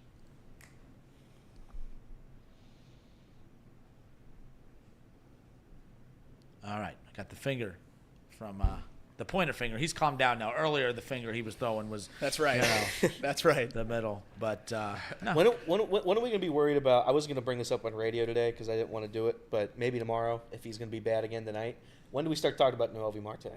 I'm giving him longer than what everybody else is freaking out. What's over. he at now at bats? Bad. Well, no, just number of at bats. 44. He has I think that it's martini 44. impact where he gets that homer in that first game, and then just that we're all living off that first game, right? He has 16 strikeouts and 44 at bats. He's been bad. There's no way around it. He's had 5 errors too in the last. Defensively, 6 games. That's the the biggest issue, is because his defense was phenomenal last year, and like that was the thing that you weren't supposed to have to worry about. Yeah. So you can't find one of your magical little equations? He's been really bad. Marte's been very, very bad since he came back. Very bad. Well, he's good the first game. But he's 22 years old. He was a top 15 prospect the entire time he came by to the the way, league. when it came time to add real players to the roster, this was the type of guy that Jacob would say a couple years ago, no, you don't move on from him. Absolutely not. Why? Because now look, I'm not saying he can't turn in anything. I don't want to overreact. He hit 300 last year when he came up. I don't care what he did last year. I care about this year. What's he doing this year? He does have. Now, some of those numbers might have been skewed a little bit last year. The juice. Put the bat on the ball. Dude, there's some. What's the asterisk? It's like he's like the Michigan Wolverines of baseball, dude. Yeah, steroids don't make you see a fastball versus a slider. Maybe you should take him this year. But his exit velo. He has That's 6 the hits. difference. Certainly helps exit velo. He has 6 That's hits. why power numbers are going to He has 6 hits and 44 at bats. Yeah, he's been bad. He's also, I mean, Elly obviously shot up boards the last couple months that he was in the Reds system, but this guy's the highest touted prospect we've had in a long time. When you look at body of work, I'm very, very far away from giving up on Noelvi Marte. By the way, this clip right here, it will lead to, you got to cut this, and then the back half of this clip will be him hitting a home run tonight. That's exactly That'll what's be going good. to happen. In That'll be fact, good. I'm going to go to my gaming app right now. Do it and I'm curious. Do it. Elliot and I had about a 20-minute debate about Noelvi Marte versus Jonathan India Last year. I was Team Marte about a month and a half before he came up. He was. that. If Kirby, He was very good. I was proven wrong very fast. What, Jimmy? if Kirby shares the top 25 and Noelvi Marte's on it, I'll take it with you. I'm gonna take it anyway at this point. Take what? Noelvi Marte home run, Principle. because then I can just clip that and put it back to back. I see. And then So hit. you're right. So let's just say, Drive clicks. so say it right now. he stinks. Marte home run. The Marte, date is July 9th. You're They're not giving me an this. option for You're supposed Marte to say it right like now. this. Oh, right here. Lineup's He's not out plus yet. 540. Noelvi Marte plus 540 to hit a home run tonight. Lock it in. Never seen a better bet. What's the date? He's going to bounce back tonight. Today's date is July 9th. Tuesday, July 9th. Are we doing the bit we talked about yesterday? We might. Yeah. Let's Jimmy, just go do around. the next guy. Do around. Yeah. Okay. Actually, you know what? I'm going to go big. I'm going Elly $10. De La Cruz. Oh, my bad. What? Elly De La Cruz hasn't hit a home run in a while. He's going to hit one tonight, Tuesday, July 9th. Stuart Fairchild hasn't hit a home. Oh, wait, he's hurt. That'd be impressive. Who's that guy that's hitting 0? Edwin Rios. Yeah, our dear friend. I'm Edwin not gonna know Rios his is going to name get at his all. first hit tonight. It's going to be a home run, Tuesday, July 9th. The Reds have Edwin Rios, more lock it in. number 70 players in their lineup right now than ever. Kirby would extend Marte. Blake Dunn, Edwin They Rios, do. and Kirby with the chat that I was a little too scared to say out loud, but since he put it in the chat, I'm going to read it because I agree with him. Right now is the perfect time to extend Noelvi Marte. Buy low. If we can get 10 years for Perfect. Do you think we can get 10 years for 10 million? Dude, I'd give him 10 years pushing 20. Fully guaranteed. Fully guaranteed. I love it. They all are. I love it. Oh, yeah, I have a question for you. What do you think about Colt Keith's contract? We signed him for 6 years, $28 million before the season started, before he ever played a game. Yeah, what's your in-depth year- analysis on Colt Keith? Yeah. 6 years, 28 million sounds like a good deal to me. So they should do that with Marte. I like Noelvi Marte was my favorite player coming into this season. So, yeah. I like Noelvi Marte a I lot. stare He's at gonna that be fine. NL Rookie of the Year slip in my FanDuel every single day. I wake up and look at that Noelvi Marte NL Rookie. Placed it 48 hours before the steroid suspension. That's not voided? No, That's terrible. because he plays this year. That's right. So you still cheer him? could technically still win it. $5 for Oh, Will so he Benson. couldn't. Will Benson home run Oh, sorry. and Is there a qualified number of games you have to play or no? No. No. Will Benson and Marte home run tonight. 10 to win 361. I'm gonna guess that's. Wow. You got to say it into the camera. And you got to point. Do the. Do the point. Yeah. The only point I'm doing is Kirby says Stevenson and Steer are in the top 25 today. Top 25 what? Do it, Jacob. The the home run website. Oh, Kirby, can you send that to me? Or Kirby, send it. Kirby, send it. Kirby, send it, please. Kirby, can you please send that? Because Kirby, I'll Venmo you to have access to that. what is this that you guys are talking Kirby's about? got some secret it's website like- that tells you who's going to hit a home We run. haven't hit yet, but No, it but feels so good every time you place it. I've you hit on Colt. I'm I hit one. 2 for 3. I hit on hit Rooker on and I Rocco. hit on Colt. No, I straight bet. The Parker Meadows one felt so good too. I thought that was gonna hit, but I'm 2 for 3, so 66%. So this website's pretty awesome. Yeah, so once we get that information from Kirby, we'll start having a good time. Oh yeah, I'm the host. My bad. No, you're good. My I bad. was just I was distracted. I was reading. we're this thing real stalling. quick, We're stalling until the release of Trace's video. So which is coming up in 5 minutes, ladies and gentlemen. 5 minutes. And what's the backstory of the video for old Trace? The biggest debate in baseball history. I mean, this game's been around for 200 years or so, and everyone's always talked about the contact play. I guess not me. I try to avoid the contact play conversation as much as possible, but nonetheless, it didn't stop people from freaking out about it. Freaking out. On was that Friday? Yeah. So yeah, Trace tried to calm the nerves of I everybody. think he's just clearing up muddy waters, which is a necessity with this Reds fan base right now. Correct. It seems like most of the fan base is very reactionary, like myself. And myself. Yeah, I'm very reactionary. We just get to flush it out of our system from 10A to 12P every day, and we don't take it out on Twitter. That's true. Everyone else is just doing what we do up here on Twitter. To be fair, Honest Fan did make a good point about Will Benson. He got a hit off Tarek Skubal, and only 2 other players on the team did. Wow. Great stat, Jimmy. That is Thank only you. his, third hit of the month? But how hard did he hit it? Let me look. That's the big question, dude. I don't care about the result of the play. I just want to know if he had an impressive hard hit out. That's all I care about. Will Benson does not have high exit velocities.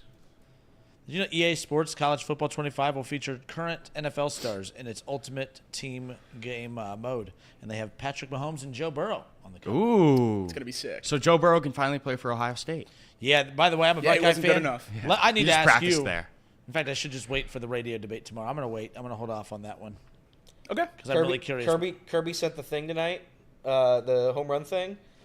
Spencer Steer, I will be taking.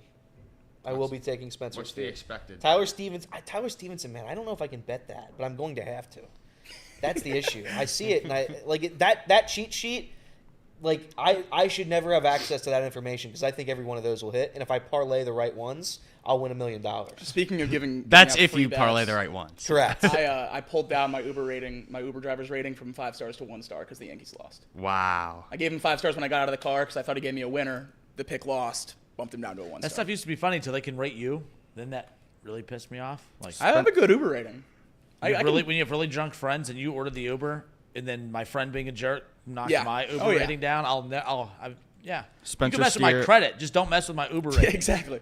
Spencer Steer expected value 423.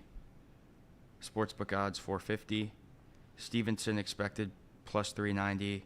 Sportsbook odds plus 500. So Stevenson might be a good pick. Stevie value. That's what they call Value. him. I don't even look at the value. I just look at their name on the list, and if I see it, I'm betting it. So you're not about value? Well, I like the value too, and that's great. But I if I see the name, I'd love it. I think Stevenson's the play. I think I'm just going to start. I just need to start winning some bets. That's what it is for I'm me going to too. just start parlaying Ohtani and Judge every night. Nick Kirby saying, "Do not parlay home run bets." Nick, I have to. That's the scary thing. What you seem to not be understanding is when I type $10 in on a plus 500 bet, it only wins me 50. Kirby, but if I'm I with you. parlay 3 of those together, I win a lot more, and that's cool. I'll send my home run parlay in the chat today. But that's it. So in 1 minute, we're leaving here to go to Trace's video to explain the contact play that many of the Reds fan base was very upset about. So you'll have that in a second. This has been Off the Bench. What did we learn today? I'll start. I learned that Joe Burrow isn't injury prone, even though he's constantly injured. I learned that too. I learned that we can start blaming other players on the field for injuries. I learned we're all piling on Casey during this segment. Casey, I'm going to give you a break. I learned that results don't matter as long as you try really hard. For instance, if you try to hit a home run and it doesn't leave the ballpark, as long as you hit it really hard, that's all that matters. And at work, if you don't produce well at your job, that's fine. As long as you show up on time every day, then that's all that matters. That's right. right. Like that's the advanced analytical model. That's right. There. That's what I learned today. If you got any, Casey. I'm going down to Great American, myself, Jacob, and Casey to interview fans, assuming the weather holds up. If you got any good questions for me to ask the fan base, type Is them there in a the chat theme? right now. Like last time it was Marte, I believe, right? It was The Marte. time before it was Mar- David Bell. David Bell, Marte. I don't know. I'm definitely asking Elly questions. We'll have some trade deadline questions in there. probably Elly, ask trade him. deadline, and maybe one more silly one, but we'll Probably see. asked Marte question. No, I don't want to do Marte. I don't want to pile on Marte. Not yet. Maybe that might be next week. You got to give the boy a chance to Yeah. succeed. Casey, what did you learn today? Do you have a temper? What did I learn today? Advanced analytics are growing the game of baseball. I didn't think that Amen. was the. There we You know go. what? What I learned Which I today is agree with Casey you. has an anger I love problem. it. I try to give you a break, and then you got to disagree with me. Yeah. All right, so that wraps it up, right? 11:58. We're good to go. We're out. We're out.